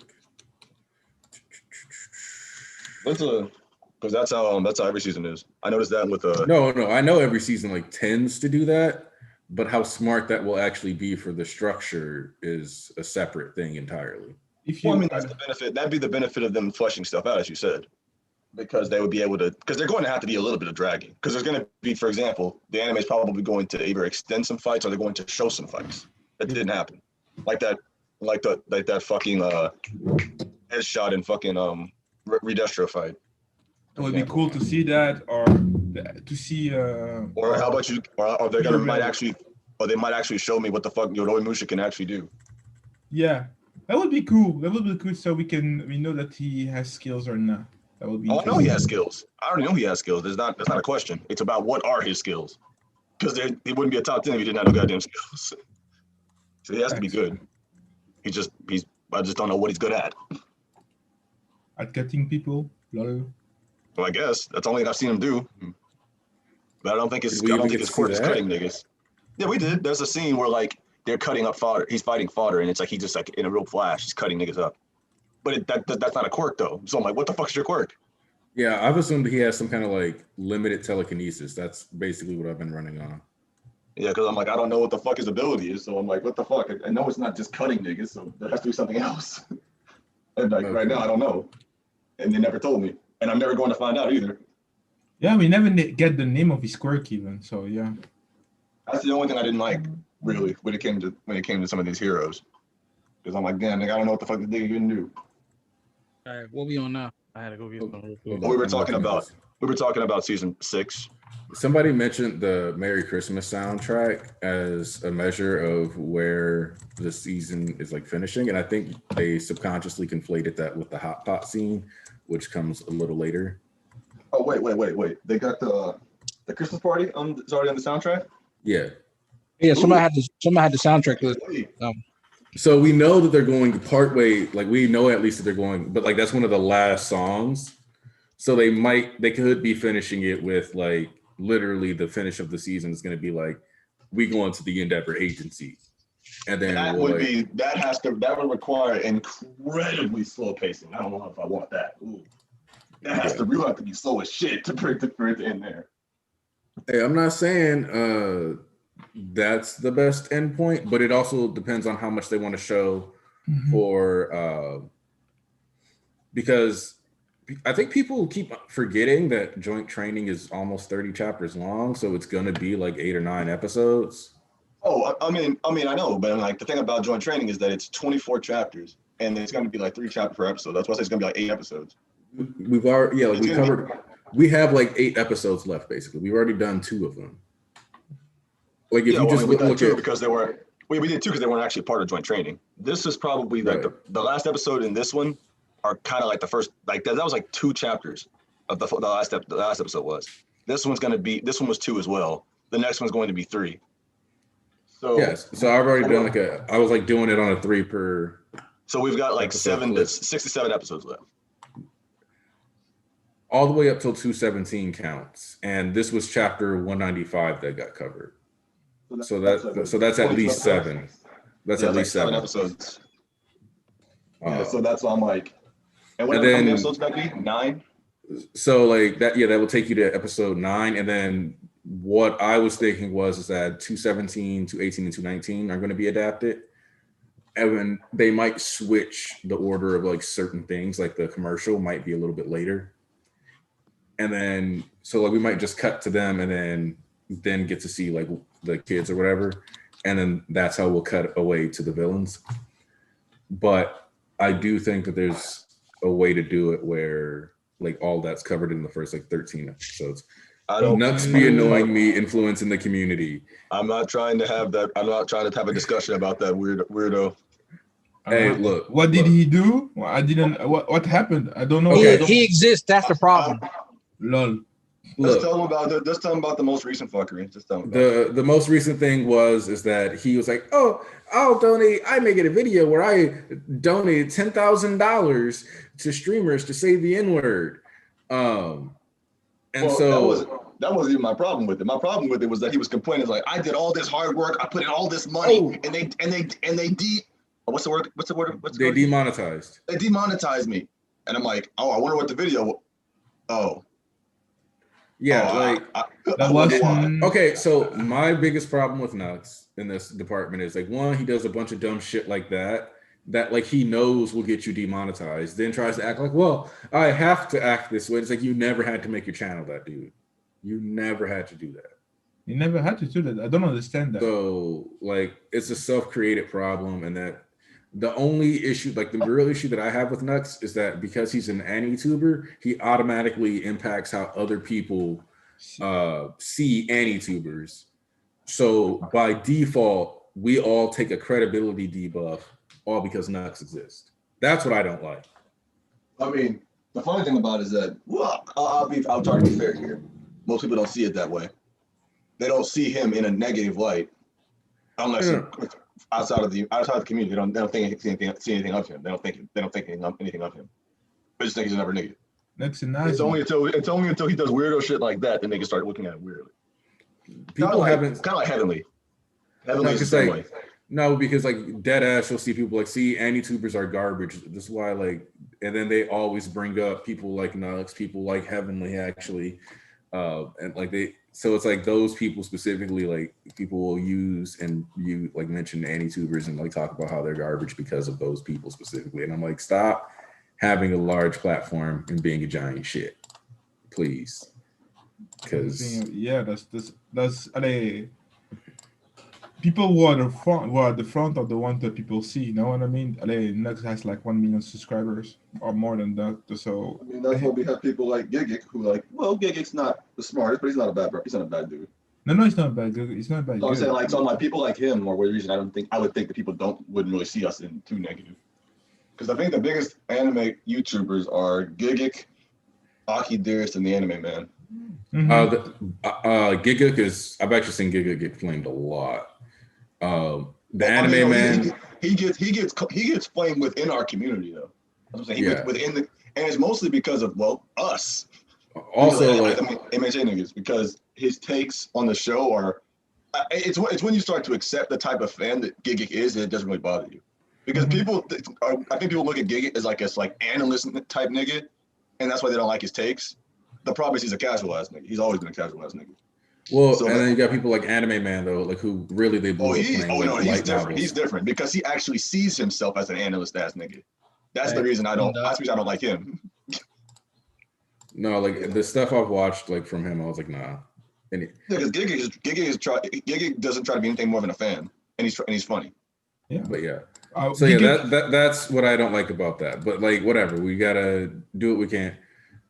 Yeah, like when some people just stick to content, they're fine, and that's how it has to be. So, all right. So, Philip, do you think they may extend a more fight between Dobby and Geaton? I mean, they can, but there's not much. Should. I mean, Geaton can do some raw shit. I mean, how do you really extend that though? Because Dobby doesn't act, because like without them doing what they did to Endeavor, they canonically fought for like 10 minutes though. I know they did, but I'm saying, how do you make it dynamic more so than it already was? Because without doing what you did to Endeavor, where Endeavor like showed like super huge feats he doesn't actually have, or in this case, it would be like showing feats that we're not supposed to see yet, because we're supposed to think that Dobby is strong, but he's not like that strong. And then until we see the end of the war, we say, oh, never mind, this nigga's busted. So I'm like, how's that supposed to work? So no, honestly, most people assume Dobby is strong. So letting him like spending a bit more time, because I think a lot of people also forget that Dobby was rocking up bodies the same way Shiggy was. Because like he was basically competing with them once they like started going in. Like they had like pie plates that you saw like rushing through the streets. So you can like animate those scenes and like kind of just spend a bit more time of like showing Getten using a couple more constructs. Because like we saw the giant ice dragon, why not have them throw a couple like ice birds, ice like, you know, just different stuff like that. You have like room for creating like a lot of just like creative moves, just like off Getten, and then like the big fire splashes.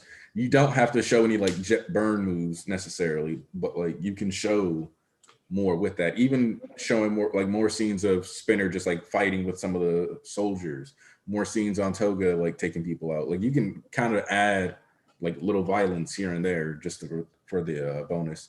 You can add a bit more members to the versus the CRC arc, or like give like those scenes a bit more to them than just like splashes. So there's a lot of like room for padding in this season actually, especially like with action. Spin. I don't know why. Oh, you got to BG. You talking first. I was gonna say one thing real quick. Also, just a sidebar. I think the animation supervisor for this week probably has my favorite interpretation of the design. Really good. Have you not seen them? Mm-mm. I don't look into like what the next week's anime episodes and stuff like that. Oh no. I'm talking about the episode we got this week. Oh yeah, no, this week was good. But because there's the animation supervisor. Somebody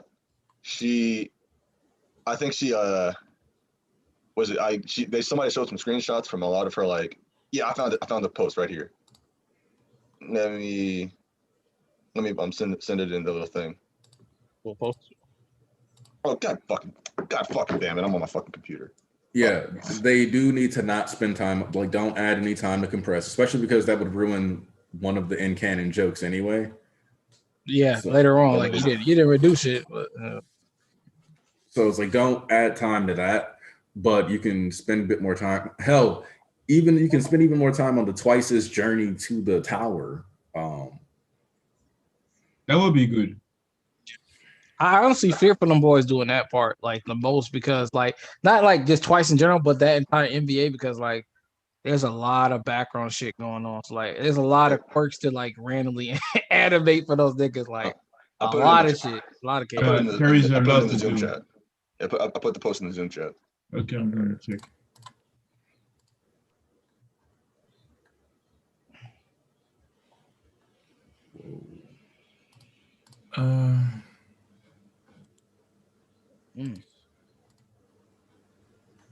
Okay.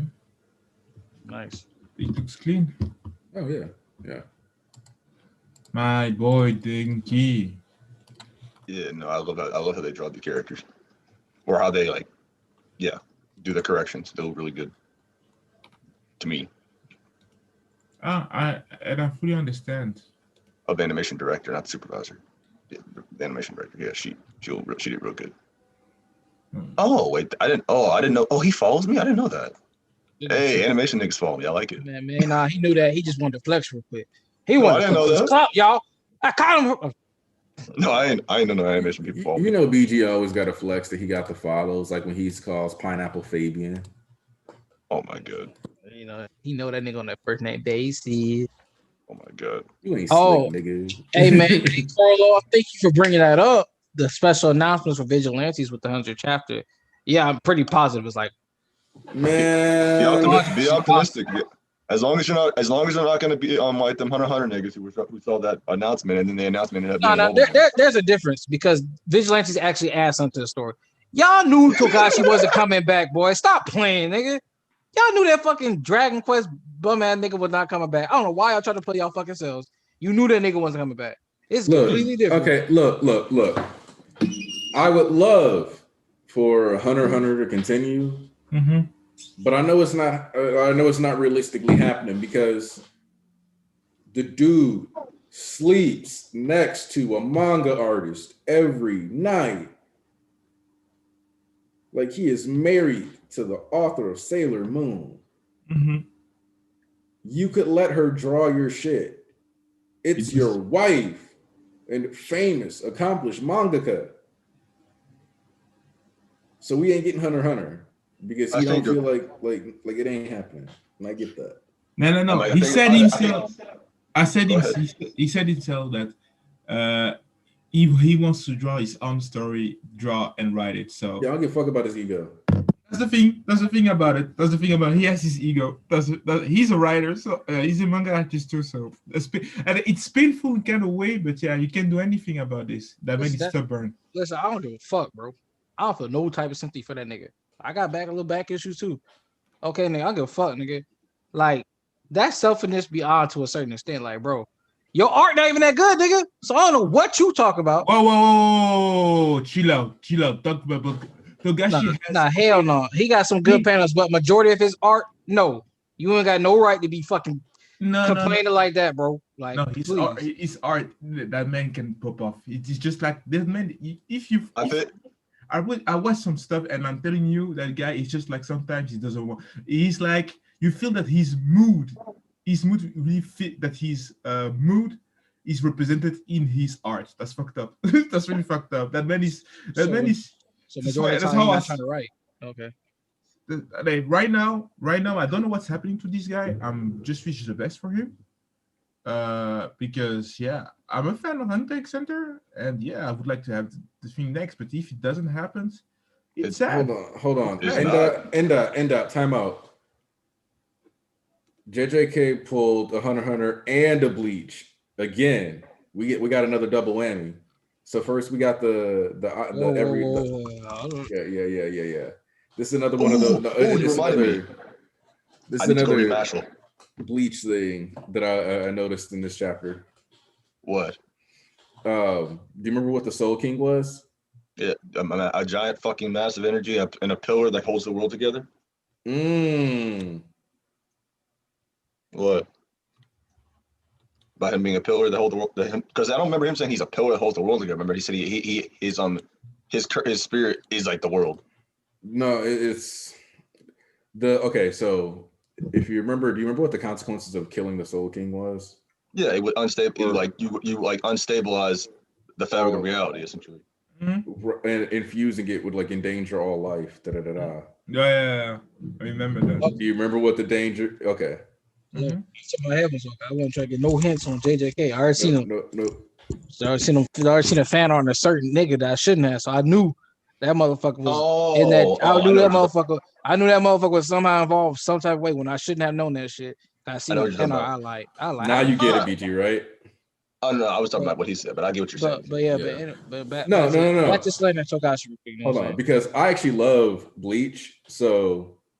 Like when I catch stuff that's similar to Bleach and JJK, I'm actually glad because it means that no matter how much like niggas want to slander it, like if like a lot of the people I see slander Bleach, like I've seen a lot of people slander Bleach while loving JJK, and I'm like, you don't realize that the shit you love is like giving so much love to Bleach. It's crazy because you didn't actually pay attention to Bleach, and that's why you hating on it right now. You would have loved this shit if you would have been paying attention and got it. Okay. Wow. I think the Vigilantes announcement is more likely an OVA of the Aizawa flashback arc than an anime, though I will not hate. I don't see that happening. So that's the logical thing to do, but niggas don't follow logic all the time. That wouldn't make sense though, because then you'd be introducing these niggas. You'd have a whole thing where you just have the Aizawa stuff, but then like, damn, that's kind of ass. Because then you might as well. Why would it be? It wouldn't even be Vigilantes news then. I wouldn't. Because it just be MHA niggas. No, but it wasn't Vigilantes too. It wasn't Vigilantes, but it's not really. It wouldn't really be viewed as a Vigilantes work because there's no Vigilantes characters. That's depend on how to. But it starts with Koichi, leads into Aizawa, and then exits off of them. Oh, it does. Too. But I mean, like that would be worse though, because then that means niggas who've never read Vigilantes are like, who the fuck is this? But the same thing goes with the JJK prequel though. Volume 0. No, because they've already introduced Yuta. They've name dropped and everything, and they introduced Yuta in Volume 0. So that's different than this, where it's like halfway through the story, and then and it's like, oh, by the way, oh, how you doing, Koichi? Oh, I'm good. I'm good, Aizawa. Oh, cool. Like, how you know this nigga? What? Huh? Who is this nigga? Nah, that's not the same thing. Come on now. So that's why, like, for me personally, I think Vigilantes just needs its own anime, and Give it to that JC Stiff. and that anime needs to just like run, like, it needs to just run and like happen before season 6. So like the Vigilantes anime basically needs to be out and popping and dropping episodes by like the end of this season. So like the MHA season should end with Vigilantes coming out basically. I'm gonna be real with you. The only way that's going to happen, because anime announcements typically you'll probably be like a good 8 months before they even actually come out. And if that's the case, well, I definitely like to hope it wouldn't be Bones you animated. Ooh, well, I hope it's not that. Hope to. Like, because like that's the only, because that I personally feel like from anime only perspective, I understand like them being like, oh, like we didn't have a chance to get the backstory because Vigilantes didn't get an anime. But I still don't feel bad for manga readers who like knew about Vigilantes, had been told it was canon, and like were fully aware of it, especially those who were aware of it from launch and just refused to ever acknowledge it, and then like got mad because it wasn't. They're like, oh, I didn't get what I want. Like, nigga, like he told you. The author told you to read it. Why are you being like this? Stop being stubborn. We're taking on the boy until this tournament. Like, Oh man, but no. Nash was being silly, but it's funny. I didn't read. I didn't any chapter right now. So I've read My Hero and JJK. I haven't read Mashal or a Blue Box yet. Blue Box. That's the basketball, like badminton romance shit, which I wanted to read that. And the one shot is about these like two athletes, these school athletes. One is a basketball player, one's a volleyball player, but he's always been in love with the basketball player, and he wants to finally like tell her how he feels. But then there's a whole bunch of other shit that goes on. It's like, oh damn! And then finally, at the end of the chapter, they actually become a thing. Because she wanted to find somebody who was really similar to her. So it's like I guess it's exploring their romance, which is different than most romance series where they just wait till the end of the series for them to get together. But this one starts with them getting together. So I'm like, it's actually very different. It's actually very interesting with that. So I want to see where that goes. Okay, interesting. Romance back in Shonen Jump. Also, though, so going forward, are you guys expecting these fights to be a lot more strategic? What do you mean? Because, like with this one, because Deku has always had like that play-by-play mentality, and it's been throughout the series, of course. But like now, this is like one of the first times where it's like, okay, this is his weak point. This is this, and we're like watching him like pace somebody out throughout the fight and get a vibe for it and understand what like his ally was up to without even having like a previously a range. So like him thinking through like, okay, this is his power. This is what that would have been. This is why his jump height is this. Because a lot of times, like especially like when you look at the last time he fought Muscular, a lot of people try to like use that as like the defining metric for Deku's fights. You know, it came down to like stomp this nigga out. And like when he fought Overhaul, it was like, all right, cool, I'm augmented. And like sometimes people felt like Deku's fights were over simplistic and they came down to him just getting to overpower people. But the real question, or like I think the question kind of comes and like begs you to think about, he didn't really have a choice but to just beat these niggas' asses in the past anyway. Like none of them were going to change their mind. And so like that, so to a certain degree, the fight seemed to have come down to force more because they were supposed to represent Deku coming into unstoppable wills. And now that like Deku's trying to figure out who the people he's fighting are, he's going out of his way to fight in a way that gives him the chance to explore them before he like tries to just defeat them. Oh yeah, no, that's good. I love that aspect of this.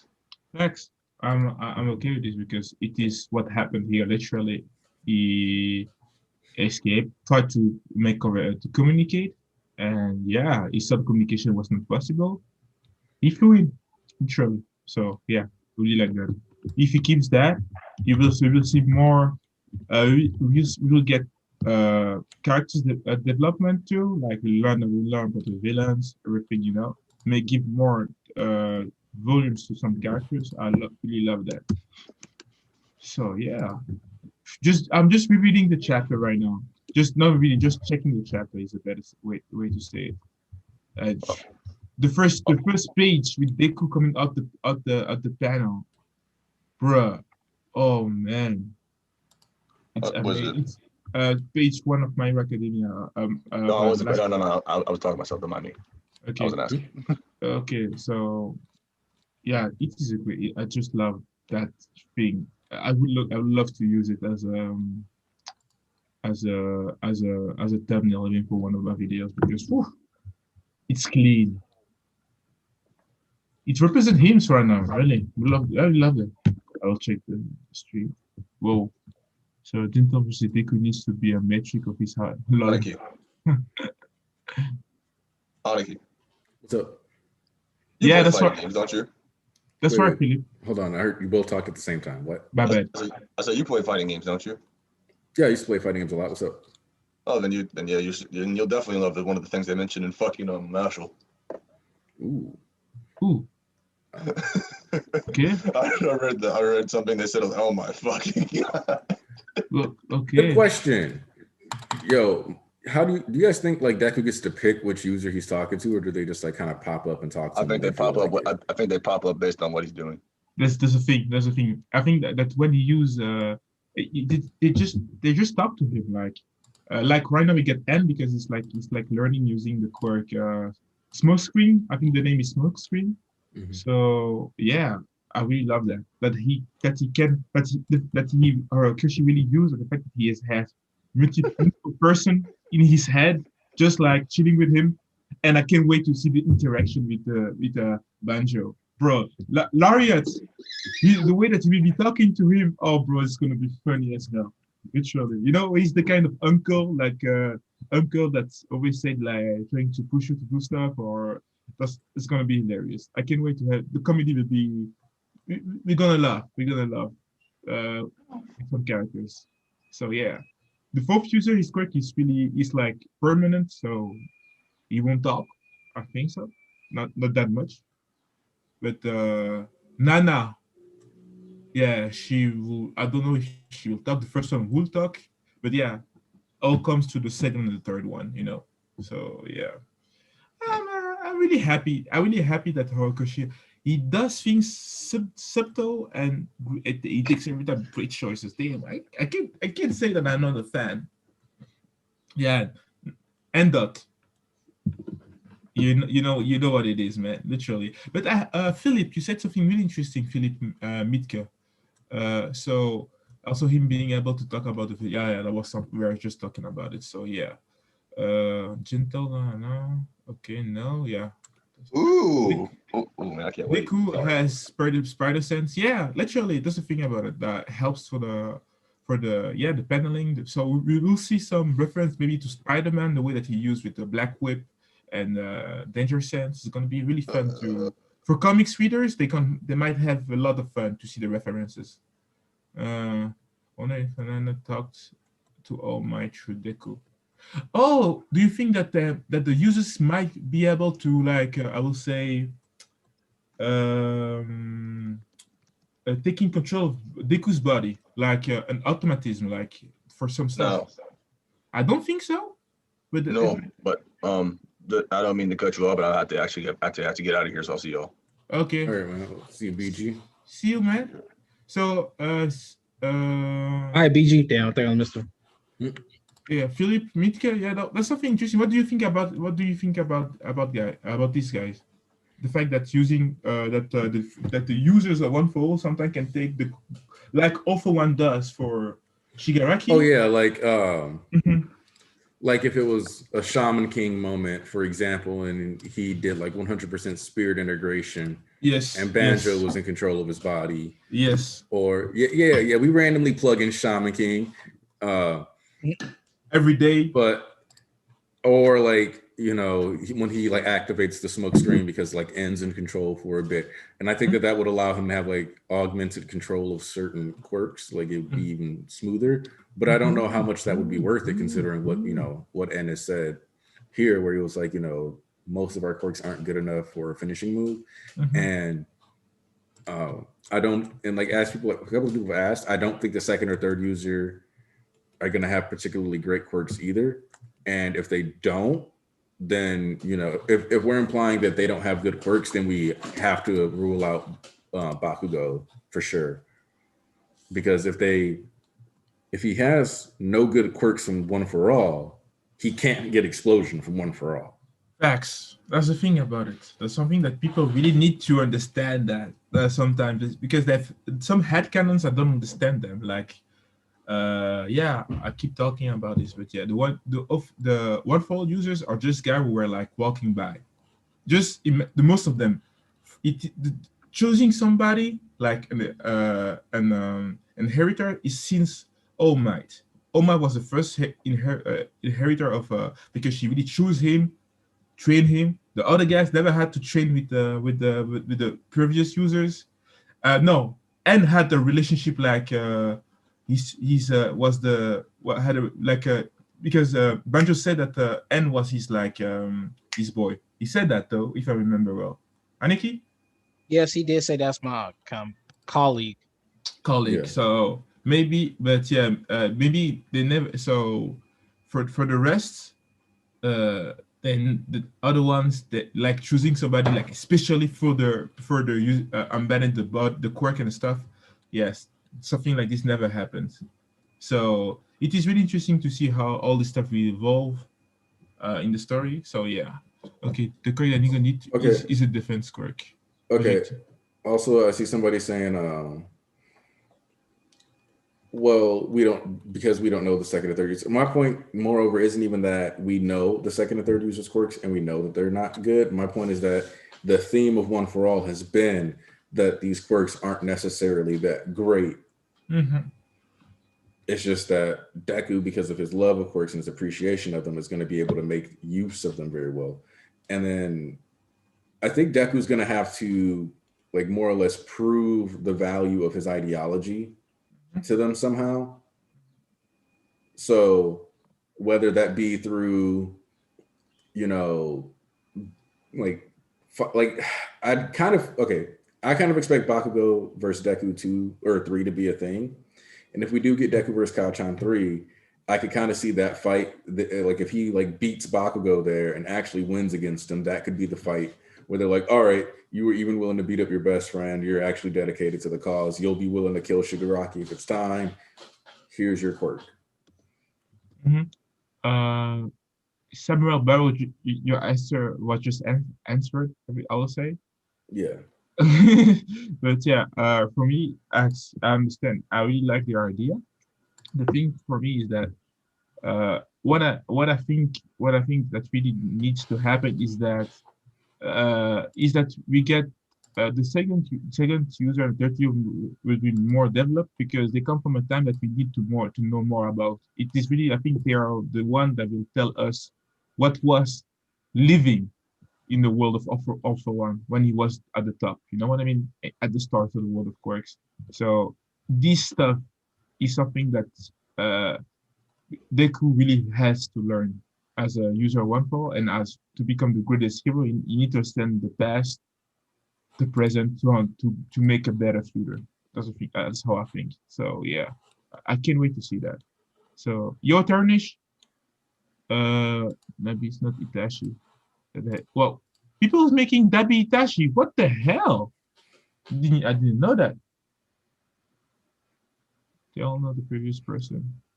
So that it's true that they aren't all guaranteed to have been trained by each other, but the way the fourth, fifth, and sixth users interact with each other, it seems like there's like a clustering of threes where the first three users probably seem to have known each other, or like would have had some connection. So like 2 and 3 being on the same page because they knew each other, and the first would have obviously had to have known the second one.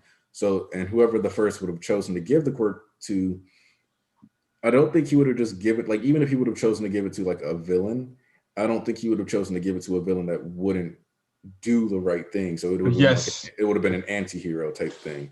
Yes. Especially So back in that day, that was the lines really blurred back then. yeah. Yes. So the way I look at it is like the first 2 and 3, like 1, 2, 3 knew each other, and 3 was desperate and reached out to 4.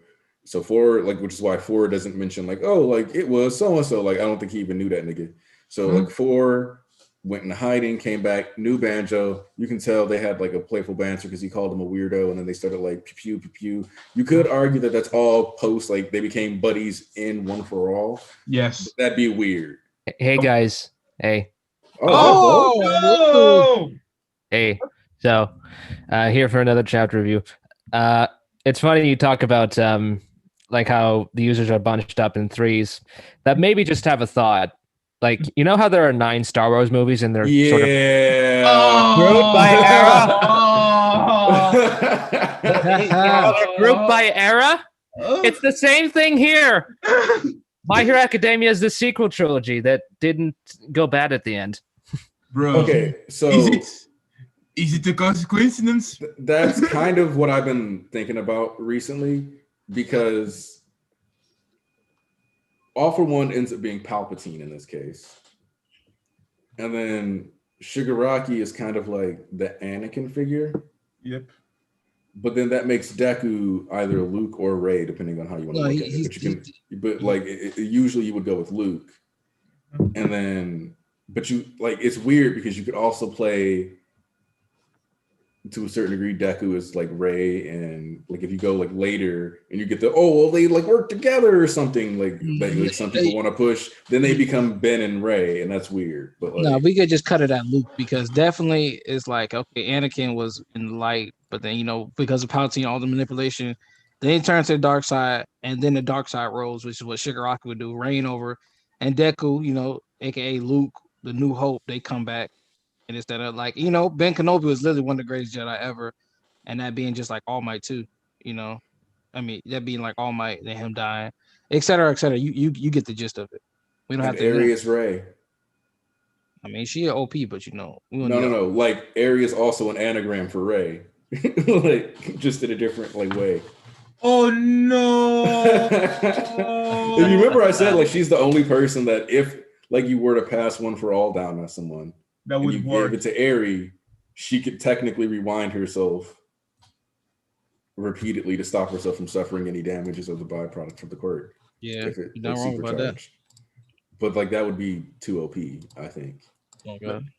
Exactly. But Volk, hold on. Volk, the floor is yours. Tell me what you've been thinking. Well, I've been thinking that UA is going to be more of a like a mission hub, I think, moving forward. I think that Deku being out there and fighting villains, I think that's going to spur a lot of these heroes into action, because it's like he's in it. Like he's already fighting Muscular of all people, who's a very high profile villain, and he's winning too. So it's like I'm just interested where we go from here, because obviously Deku is going to win the fight. Like it's very clear he's not having too much trouble with this. Like he knows what he's doing. But I'm very interested in what the response to this is going to be, because it's like I can't see them just letting him do his thing, at least not alone, right? Like because I already left, and then they're gonna get word of him like hopping around different prefectures and fighting the good fight. But yeah, more than that, directly about the chapter itself. Oh, it was so good. It was like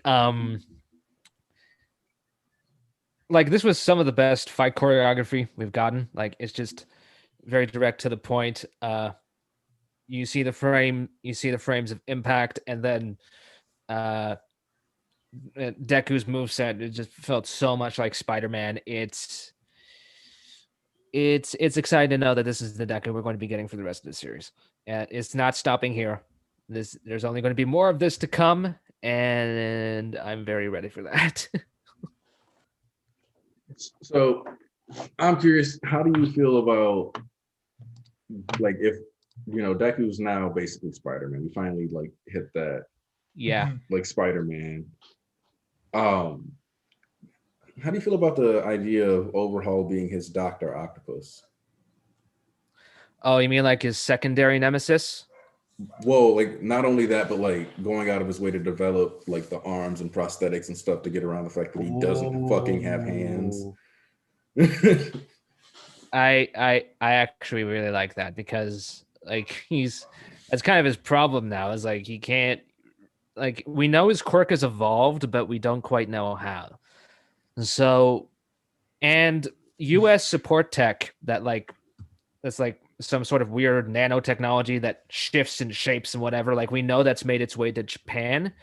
So in this era of chaos, I can see more black market deals going down and him getting his hands on that. Uh, I don't know if that's going to happen, but I'd really like to see it. Because I look at it, we've already gotten the Ashura Hall, right, where he had the multiple arms. So Yeah. I feel like if he's coming back, then we might as well like, and we, people have been comparing Muscular to Rhino anyway. Yeah. And we talked about the rematches thing, that's what makes them the Rogues Gallery. Yeah. So And it's All like, for One is sort of like Green Goblin, like has a hold over this sun figure who the protagonist has a very close relationship to and is also on bad terms with most of the time, right? So yeah, like we got the structure here. It's just a matter of like honing in on it. Also, some R Blast commented that Volk's hopping around like a bunny. Yo, yeah. I want to say, oh, Ponzi talking. okay, I will just say that, like you said, like his Spider-Man skills, but when it's about his outfit, it's more like a Batman to me, like Deku right now with the antennas, stuff like this, the dark side, the mask. Oh man, I can just love my boy right now. Oof. Damn. Yeah, like basically My Hero Academia is just a big culmination of all the stuff Horikoshi likes. So it's like it's not one over the other. It's just one big mashup of stuff, which is why you see the Spider-Man similarities, the Batman similarities, the Star Yes. Wars call outs. Mhm. Like it's all mixed in there. I think one of the biggest and most interesting ones that I've seen that this nigga was slick with was that the first user of One for All had green eyes. That signifies. I forgot what it signifies for the light side of the force. Then All for One had red, and then the final user One for All has green, and then the final user All for One has red once again. And then just the parallels between Luke and Vader once again is like, that Lightsaber. nigga slick, man. He like, okay, you see you representing the light, the dark side. Okay. Yeah, if you see the dots that you see, when they showed the dots when All Might and even Deku when they try to use One for All at a great power in the anime, we see different light dots, like, and they all have different colors. I don't know if you remember the scene what I'm talking about when he did the United States of Mash. Before that he had hit All for One. You saw the different passages of the dots representing the users of One for All, and they each have a color. The color white is for the first one. And the green was for the fourth one also. So each person has his own color, and it's also representing their personality wise. It is really something I really like that they put it in the anime, and we see till today. So yeah. Oh, by the way, we about to say Volk? Yeah. And since we're talking about theories, I want to throw up another one that I was thinking of, and it seems like it's kind of leaning towards this. It looks like that first generation of quirk users, like first user, All for One, users 2 and 3. It seems like they look very similar to certain characters we know in the present, like main characters. Like user 3's got engines out of his stomach, like Ida. User 2, obviously people thought that was Bakugo for the longest time. like I've been thinking like it's sort of this symbolic type of reincarnation, not actual reincarnation, but like the Yeah, no, character. it's like everybody's got a modern, like a representation, like right now, and the Mhm. same vibe was carried on like back then. It is almost like reincarnation, but it is more like representation or the Yeah. same, like how the past is always repeating itself. So like the same Yes. Yes. opportunities, which All for One looks like does Deku. I'm calling it right now. He's gonna look a lot like Deku when his face is revealed. With like with the open eyes like this, oh man, it's gonna be painful. But yeah, but I always said that Shigaraki must be like a pal copy of the first user of One for All. Well, Yeah, that nigga name is they both are named Shigaraki because Shigaraki is their family name. You know what I mean? Maybe his name is Tomura too. If his name is of the first user of One for All is Tomura Shigaraki, I'm gonna laugh my ass, man. I'm gonna laugh my ass. I'm gonna address this now. Hmm? I want y'all to temper y'all expectations on this Mhm. being the entire Rogues Gallery arc. All right, like no, people think that we could get a whole 10 chapters of Deku solo this and that. Temper your expectations. Okay, then when he cut to do something else to expand the story, which it doesn't just evolve around Deku, then you Mhm. niggas gonna be upset again. So temper your expectations. Japan's a big place. There are villains all over the place. So he's going to deal with Muscular at one location. 20 chapters from now, he's going to run into another villain he faced. Yeah, Same like overhaul, whoever it is. you could stretch it out. There's no reason like he need to run everybody back to back to back to back. Like no, you can also bring in Ida, since I'm pretty sure Ida will be one of the people going to look for him. If they do end eventually meet up, you could bring Stain back later down the line when they actually do those two do meet up, because it won't be like a rematch. It'll be more so like them conversate, because Stain isn't really a villain. He's an anti-hero now more than anything. And he kind of favored Deku anyway. oh, he definitely favored Deku, like heavily favored him. He was like, "That's my boy." Hold on, Yeah. that's something I wanted to So check. I'm warning y'all niggas. I'm warning y'all now. You know, temper your expectations on how long these Deku arc will be. Mhm. So Yeah.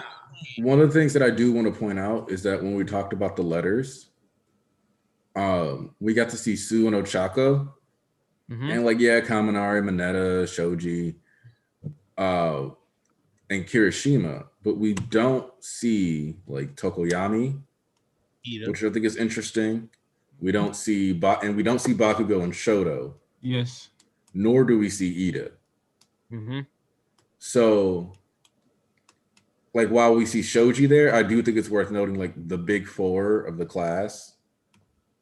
None of them are included in this scene, and I wouldn't put it past like when you think back to like if Deku's leaving, they're like, no, Deku, like I can see Tokyo being like, I won't let Deku fall into the darkness. That's my dominion. Bakugo's just gonna be like, that damn nerd's gonna get himself killed. Shoto's not gonna leave his friend, and Ida's gonna try to make sure that they don't get fucked over in the process. Reverse Sasuke retrieval. Yep. We got like the perfect setup for it, and I'm here for it actually. Like I don't care what like anybody got to say about that one. Yeah. Yeah. That's the thing. For me, the wild card is Ochako, because it's like recently she's been getting like the more focus, and it's like, okay, where is that going to lead? And if we are going to get Deku versus Bakugo 3, and we are going to keep getting these callbacks, what if it's Bakugo and Ida versus Deku and Ochako again? Like, does she possibly go vigilante too? I'm not sure. It's like you got to answer the question of what she thinks is best for her family, because that's where it all goes back to. Of course, and how she balances that with knowing what it takes to save people. So, like, again, I'm not setting any concrete rules down. It's like, even if something like this happens, it's probably not going to be in a way that we predict, but it's just like there are possible hints for it there. It can go that way. I think it's worth discussing, especially since we now seem to be hitting the crux of everybody's arcs in this last saga, where it's all tying together at last. So, We'll have to see. Yeah, like everything's been, and I do love how everything is constantly like coming together, tying all these threads that we've been like waiting for. It, Volt, it is Ochako agenda.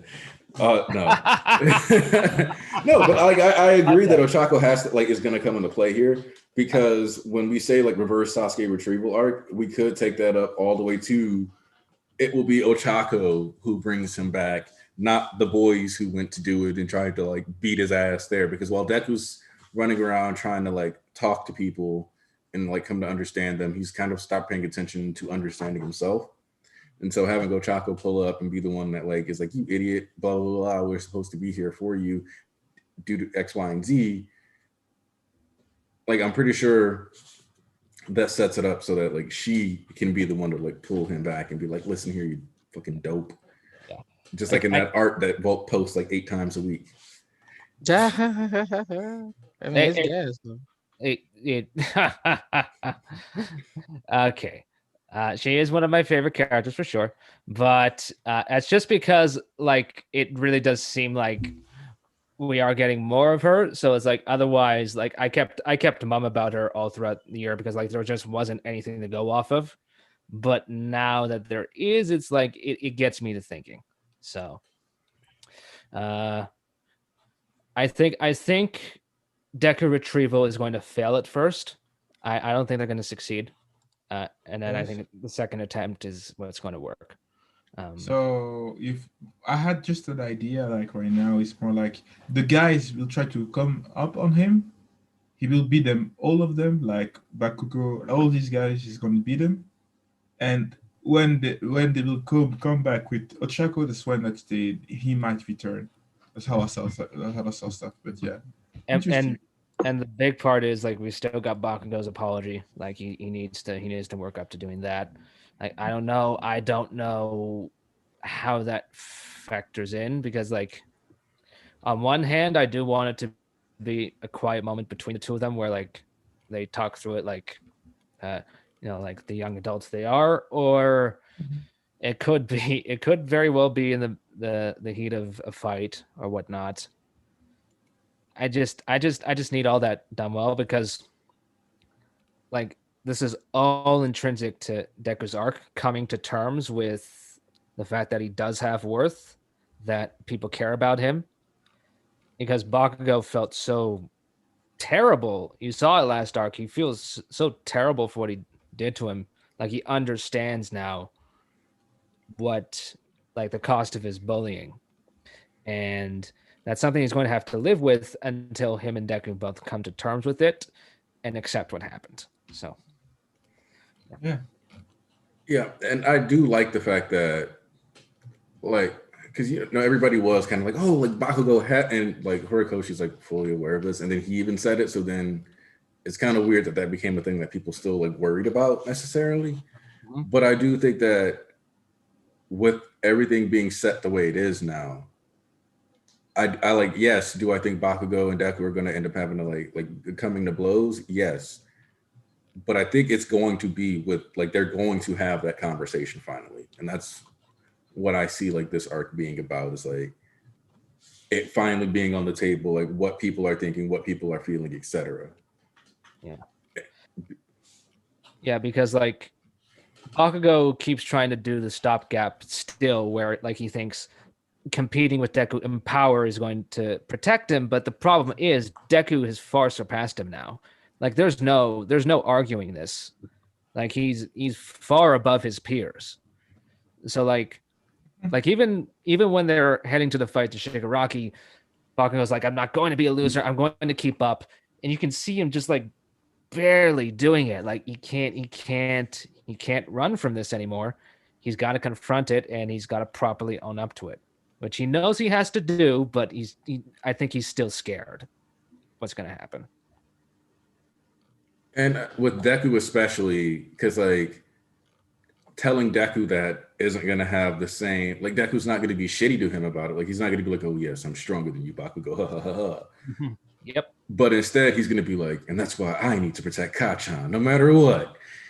And it's like, fuck Deku, like he's still a fully competent hero that will be able to fight. So he also has to get past that point where he looks at everybody as his responsibility while still accepting like the responsibilities that he has.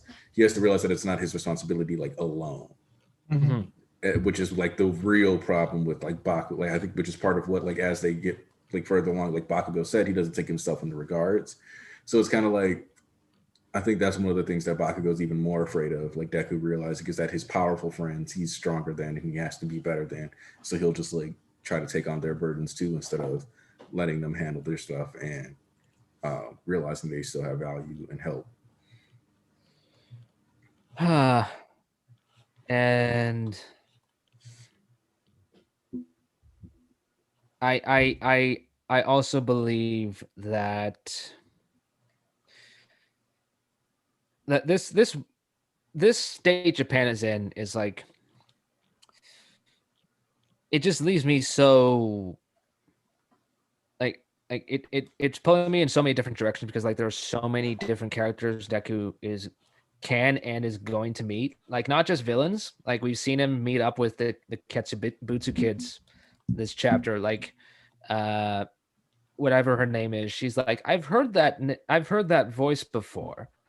And so he's like he's going to keep flitting in and out, and we're going to see all these characters we've met. So I'm just wondering who's going to join up with him. Like maybe not even necessarily the main characters at first. It could be somebody we aren't expecting.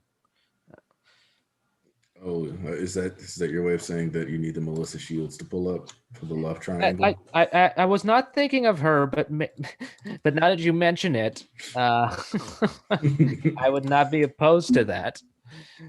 Like, I mean, he needs somebody to help keep taking care of his arms. I assume those arm coverings aren't all there is to it. Like, I assume there's more to the rehab, unless it's just some sort of magic special technology that like binds his arms so tight and he can never take them off or something.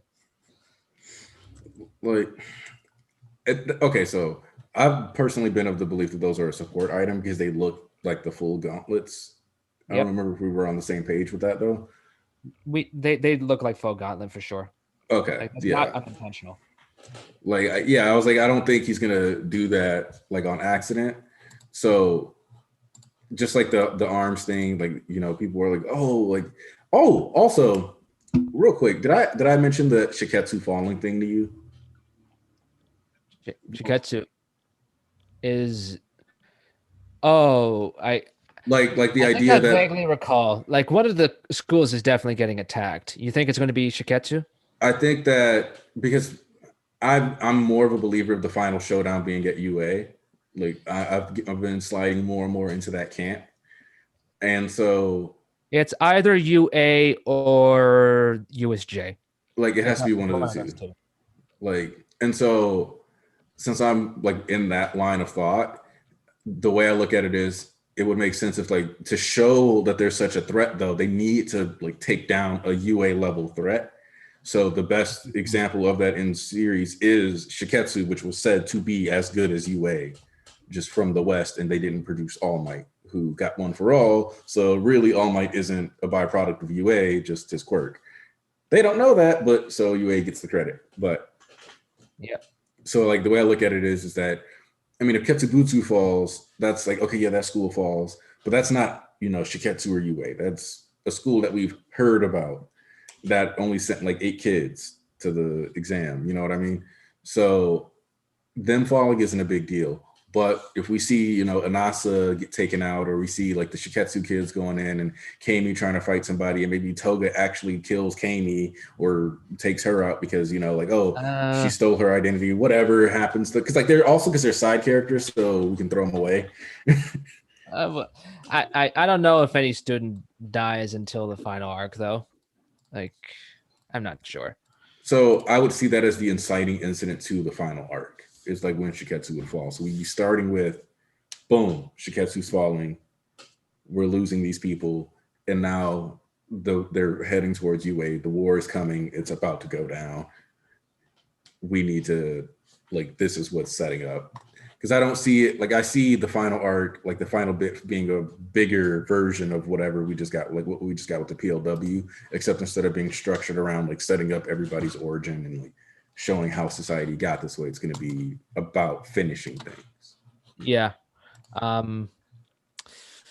I don't know if it's necessarily Shiketsu Man, but like I think the true inciting incident, maybe this happens around the same time.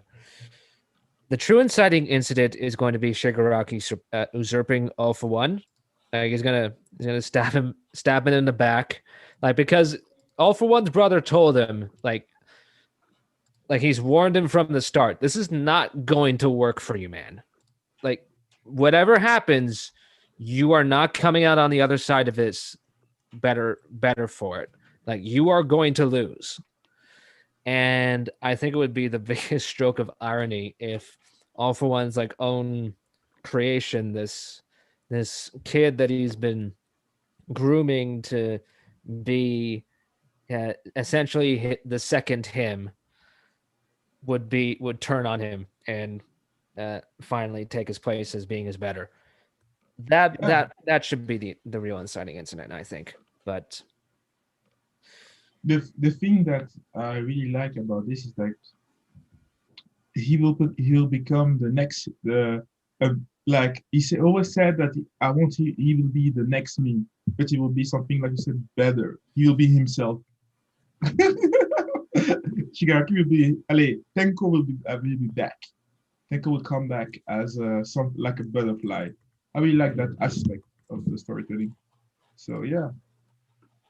Yeah, no, I don't think that oh wait, hold on. I used to type comments about Spider-Man. A certain part of the fandom is gonna go ape shit when Deku bodies Bakugo instead of having a soap opera confrontation and confessing their love. Yeah. Let's stay away from that. We don't need to make that side of the fandom too angry. Yeah, Yeah, you're I'm not not trying to get wrong. jumped. You didn't have to go there, but you didn't have to say that. Well, I'm not trying to get jumped out here, man. Bruh. Well, that's happened to you once or twice. So Yeah, like they get What's the mad third quick. time? Like they get mad quick when you're like, but this doesn't work. And I'm like, look, relax, guys. Yeah. It's not my thing. I just stay away from it. But it's like, and like I've had like the most awkward conversations where I'm like, dude, I'm not even saying all that. I'm just saying like, they like, no, assume the worst is my thing, which is like, I just stay away from it. Like even a whiff of it is like, nope, I'm gone. I would like to know, Volk, what is your take for the second and the third user? I would like to know what you think about them and for the story next and for Deku even their relationship with them. You mean like what do I think of their quirks or their personalities? Both. Tell me everything. Okay, so quirk.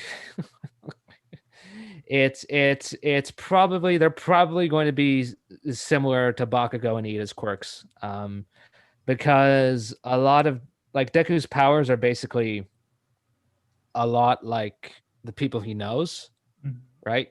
Like we've got Flow, Ochako, Black Whip, Sero, the smoke. That's what All Might produced just by like transforming. So yeah, I think they're also like people have been wondering, are they villains? Are they not? I think they're not as on board with Deku as the other users, because user one is literally an angel. Like he's the nicest person in history. Thanks. Trust his brother. Users 2 and 3, the fact that they didn't even talk to Deku, the fact that the first user was like, okay, come on guys, get over this pettiness, you're gonna have to help him. They probably think he's too idealistic. They probably think that his whole drive to save Shigaraki, like they're probably the only ones in favor of outright killing him on sight. So yeah, that's kind of most of us. Like, yeah, it's like I'm no different than you guys on that front. I think this is a better ideological question than maybe just them being villains, because like he has to convince other heroes that are on the same side to come to his way of thinking of things, rather than villains who like he's already doing that. Like as we see this chapter, he's already trying to understand villains, so adding that as the internal conflict doesn't really make sense, rather than convincing other heroes that no, this is the way we have to do things, so we don't end up with this mistake again. And also him being like doing the like, all right, cool, like you basically said straight up like this is just what it's going to be, and immediately putting him down is also a good way to kind of be like, come on guys, give me some credit here. I am willing to do what it takes. I just also understand it's not that simple. Which Yeah, is part of why I think his face gets revealed at the end. It's like, it's still like, yes, Deku's serious. Yes, he's calm. Yes, he's like a little angry, but it is the same him at the end of the day. He is both trying to win and save. The thing about it, for the second and third user, my problem is still right now we never saw the first user out of his prison. That's the thing. And if we remember what the quirk is about, One for All is about stockpiling power. So he was, for what we know, he had a weak constitution. He was weak. So to get the power to, that man wasn't strong at all. He was strong. He's the type of person that represents the resistance. He's the start. The ideology. I think I said that right. So the thing, and the person that will be when just thinking about it, the person that will be the closest to him will be the person that's guarding him in his prison. Because right now, for what we know, is that he was getting food from his brother, but he wasn't eating it at all.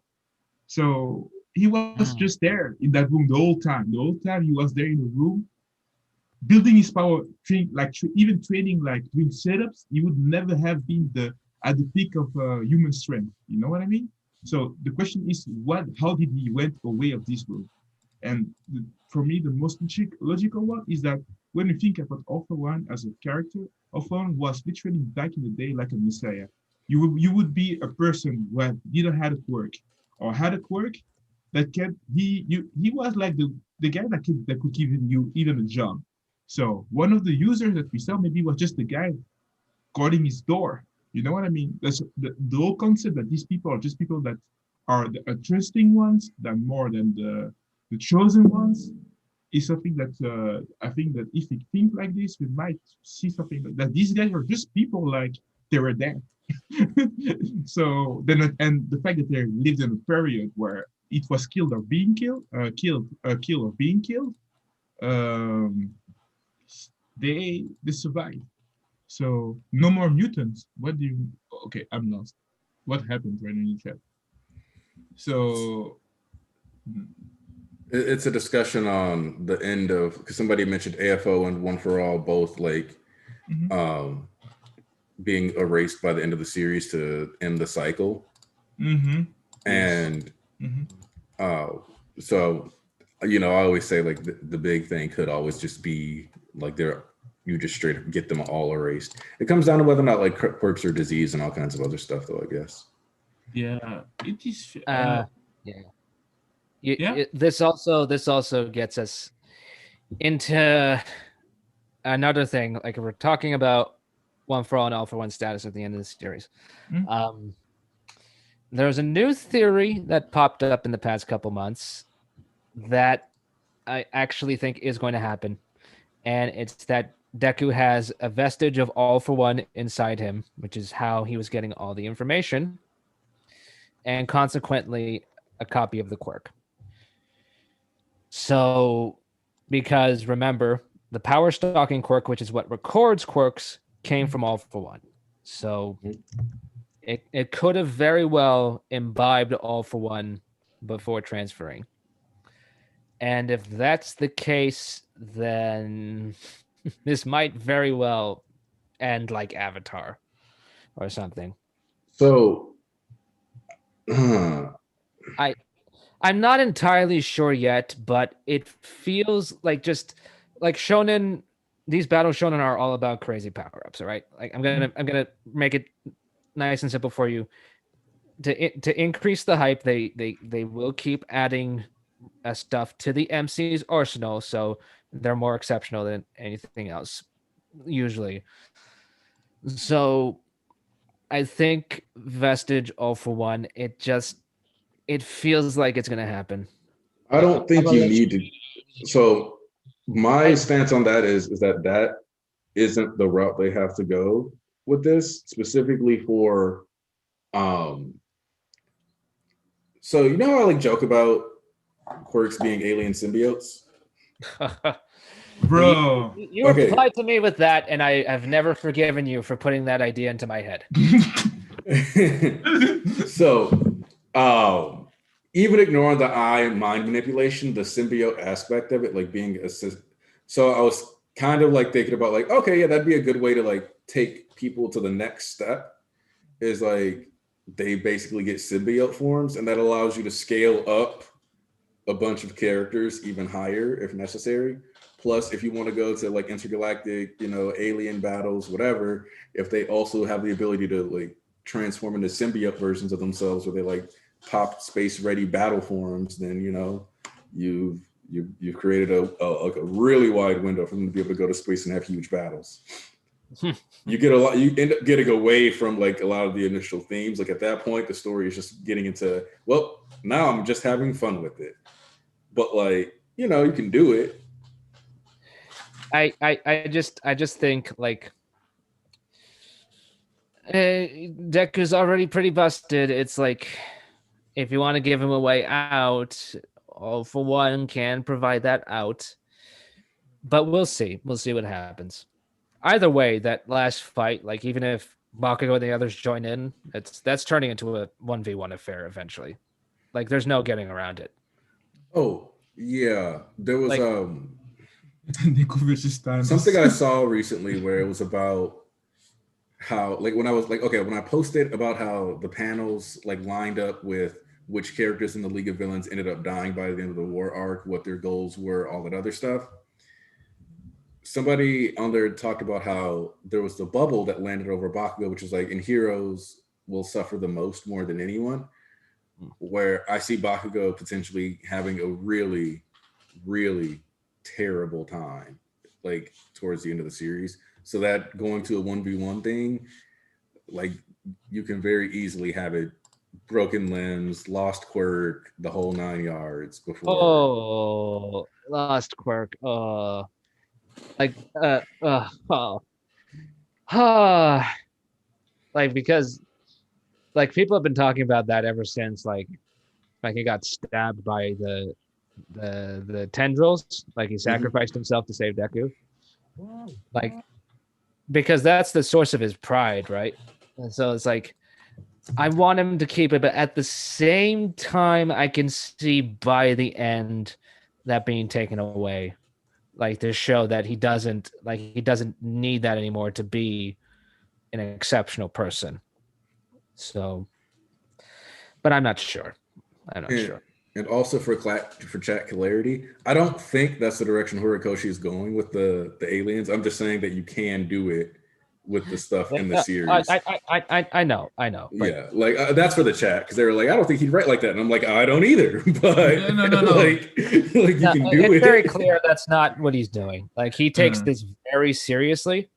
Like honestly, like he's very passionate about the series. Like even when he has little missteps, it's like he will always try to course correct and learn and be better. I know some people are a little burned on Attack on Titan because the ending was a little so-so.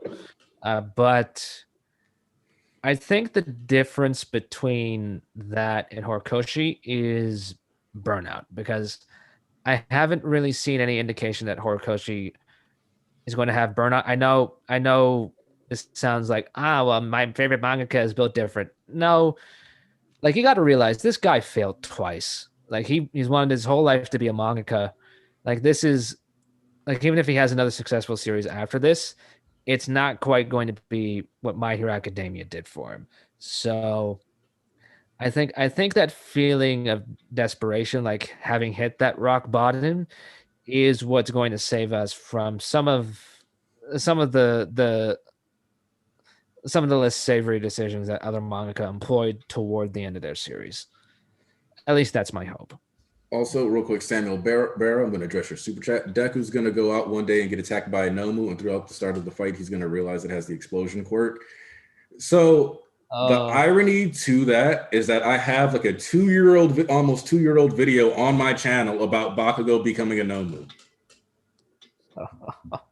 So like I wrote, like I made that theory like in 2019. Yeah, that like Aniki been on. I thought it was 2018 low key, but shit. No, Aniki had that one in the back. Aniki Jacob theories. Jacob Ramirez, go ahead and ask your question. I don't know why you think I'm gonna snap on you. And Okay. I don't know why you think I'm gonna go ahead and ask your question, man. I'm not gonna snap on you or gas by you. I'm too scared to be gassed by East. Hell. Also, I like the AOT ending, so I liked it. I enjoyed it too. Don't spoil for me. I didn't read for the moment. Surprise TLA for you. No, I didn't read that. I'm telling you, I wasn't adult on the timeline for a long time. I was doing my stuff, working on my channel, working on my studies. I have exams that were coming. Like AOT ending is just rushed. I'm okay with what happened, but I think everybody agrees execution was just a little too rushed. So I hope they fix that in the show. Like give it more time to breathe. Mm-hmm. I think we'll get a certain part played out more. Like we'll see a couple more conversations. That certain part needs to be played out way more because it pops up at the end and it's like, whoa, that like I can see how that works, but the way you did it is the problem. So yeah, we're not going to spoil it. I do want to have an Attack on Titan stream though, where we discuss this ending. Yeah, make sure you do that because Shishi was supposed to text you about that because he didn't get to speak in. Yeah, I told him I'm gonna have one. I told him we talked about it. Okay, I will be up to for the stream for that stream. I will be there too. So yeah, and but yeah, for me, quirks are diseases. Like you said, it is something that I always thought to myself. And the way that in a video that you made, Aniki, about it, it makes it more sense for me. So it is. Deku's dad was said to show up eventually. So like, can it end up being dad for one? Sure. Do I want it to be dad for one? Not really. Can I handle it? Sure. I can't handle it. Screw that theory. It sucks. But which theory? Which would you rather have, Bakugo or dad for one? They're both terrible. They both suck. They both suck. That's like would you rather have your eyes gouged out or like no your asshole shake like nigga either one fucking. Do you remember I don't know I forgot the YouTuber's name, but he put a video out when we were in the hospital stuff, and he said, when comes the next tournament arc of My Hero Academia? I thought to myself, what the hell that man is reading? Yo, you know what? I ain't even gonna say nothing, man. Cause you know what? Tournament arcs. I need them. I need no more. I wanted a national sports festival. Like I was like, if we ever got a sports festival, I was like, I want it to be one with other schools involved. And like, we don't need another UA sports festival since it's year based. Mm-hmm. Which is like the other thing, like that Horikoshi specifically put in there so that he wouldn't have to do another one. It's it's always going to be the same people competing against each other in the same, because they're all in the same grade.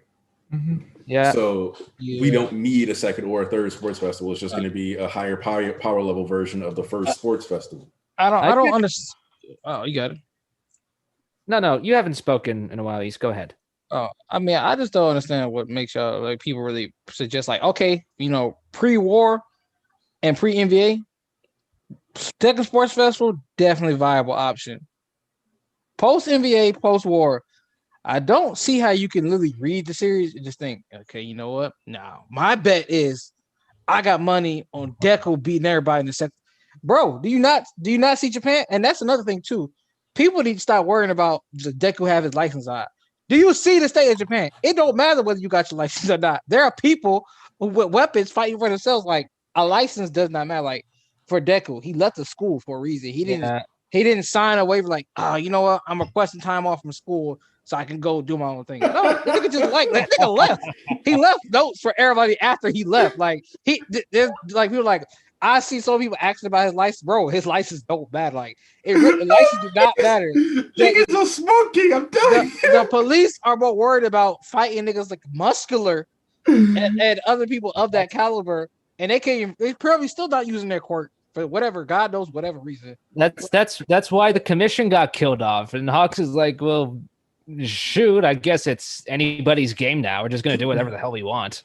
Right, like I'm telling you, people really the whole establishment of the society right now in My Hero Academia is crumbled. Like the society, the rules that make that people don't use quirks if they don't hide the lessons, it crumbled. The society, look at the streets, nigga. Look at the buildings.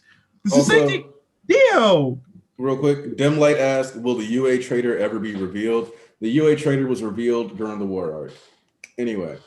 What? Oh yeah, the case basically got closed in the war arc.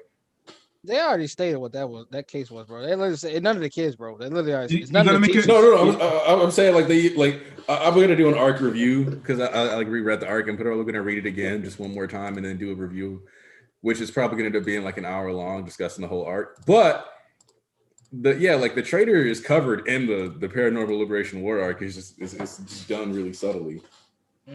I can't wait to hear about this. I can't wait to hear.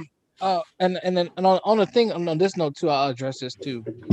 I don't know what makes y'all think like there's any class going on, because during overhaul alone, Night Eye and Deku were actually talking about how much class they're missing in this entirety. Like just off a simple raid, like what at the height of Hero Society is perfectly fine. This, that, and the other. And they're missing this one like fucking 3 to 4 days a week, and they have to make up for their own extra classes. During EA, Endeavor was telling them like, yeah. Then he was talking about Shoto was like, hey, can you help me out with these classes? Right before they met ending, he was like, can you help me out with these classes? I know y'all missed a lot of time during your raid. You with a raid with not I know. And then it's like Endeavor was like, yeah. Prior to also you guys doing like 4 times a week, 5 times a week, we're gonna need you on weekends too. Like that school does not like they don't care about school at this point, bro. Like Japan is in the mud. You see like the Ketsubutsu kids out on the street, right? That's majority everybody. They need more heroes in the street than they do like kids in the classroom. That's why they said if we fail, the kids are the contingency to be heroes. You see any of the pros in school learning? No, they need them on the street. That's the point of a contingency plan. If your first plan failed, you got a backup plan, which are kids, which we've seen doing the work. So I don't know what people think like Walk said, it's like a fucking mission hub base. It's not like, all right, you guys got class at 9. By 5, we need you out in the street. No, what the hell? You not see Japan? Like, come on, bro. Like, I don't know why people think like, I guess because they ain't never had a war-torn country or country down this bad. They think that school is the end-all be-all and education this, that, and other. If education was this, that, and other, they would have kept the kids in school and they wouldn't prepare them for war as a contingency plan. This is why I want a video game RPG for My Hero Academia so bad. Like imagine like being based at UA and receiving missions and whatnot. I've been playing that Chinese game, The Strongest Hero. Oh, it's back? Well, I played it before, like in December. Oh, okay. Yeah. So is it gone now? Well, I thought the Chinese game it's like they removed the licensing and stuff because of that one incident. The name? Oh no, it's live. Okay. As far as I know, I played it in December and I sadly have not touched it since, which is why I said on and off. But anyway, like that type of thing, except expanded into a full console game. That would be pretty fucking cool. I'm just saying. So Look, My Hero has, like, most manga have a lot of potential for video games and stuff, but My Hero has too much potential for video games where it's like, dude, you could literally just give us like a similar story and just let us have hero missions where we don't necessarily like intersect with All for One. Just give us a video game. You can give us a video game that takes 10 years, plays like 5, 10 years before like the main storyline, and just let us deal with a bunch of villains. yeah, like if once I get my career going as a writer or whatnot, like I'm going to see about what creative endeavors I can do, and maybe if I work for a video game company, and this is all like just wishful thinking, I but mean, you're in Canuta. yeah, I I'll try to make it happen if I ever get anywhere in this industry. Let's say that much. I feel like that's how a lot of us feel about um, our ambitions. Like, if I get somewhere, I got you guys. But Yep. until Exactly. then, we're just talking. Yep. Pretty much. Anyway, that was a lot of fun, guys. Mhm. I think we're gonna head out. All right. You have a good day, man. I appreciate you coming through. Mhm. All right, Volk. Actually, Bye, man. we've been going for about it's about 2.5 hours now. Anyway, Yeah, that was around the time we wrapped up last week, or not last week, but 2 weeks ago. So yeah, I think that's a good time. This is actually a good stopping point. Ponzu, final thoughts? Final thoughts. Great chapter. Great discussion. Thank you for the questions. Yeah. Can't wait to be there next week. See you people. Mwah. Archbishop East. Y'all already know what time it is, man. This chapter was gas as fuck. I better hear no goddamn complaints. I don't want to hear nothing about them arms. I don't want to hear nothing about this quirk usage. You gonna eat this chapter and you gonna stop fucking asking what's on everybody else's plate. You gonna I put the seasoning in the motherfucker. I put the steak on the plate. Eat this shit. I don't want to hear nothing else. Stuff the food in your mouth. Goddamn. Hey man, I have we back to it. We missed y'all for real. I love y'all. I know which one of y'all call Aniki to bring me back into church. I got something for y'all asses when I get in there. So don't worry about that. I'll take real good care of you. You already know what it is, man. 10 out of 10. I loving this shit, and we keep on going. Gas pack. Everything else was gas packed too. Mash out the Masters. JJK are dead. Woo, and Sakamoto, man. Horikoshi 10 out of 10. That's the GOAT. And we undefeated of the East, baby. All right, y'all. Wrapping up things nicely. Make sure if you, hey, you know what? You lucky we're related because that Deku slander don't fly. Now, all I'm gonna say is that make sure y'all read One Piece. People been putting in work lately. Rooftop Piece has been the best of Wano. Enjoy that. Make sure you guys are enjoying JJK. Just magazines putting out a lot of good stuff. I don't read any of the gag mangas at this point, so I don't know if any of that shit's trash. I'm pretty sure it is, but that's okay. Great chapter. Got a review coming your way soon. I'll do that after this. Appreciate you all. Hail Hori. Glad. Shout out to Volk for coming through. Shout out to BG. Thanks, Ponzu. Thanks, East.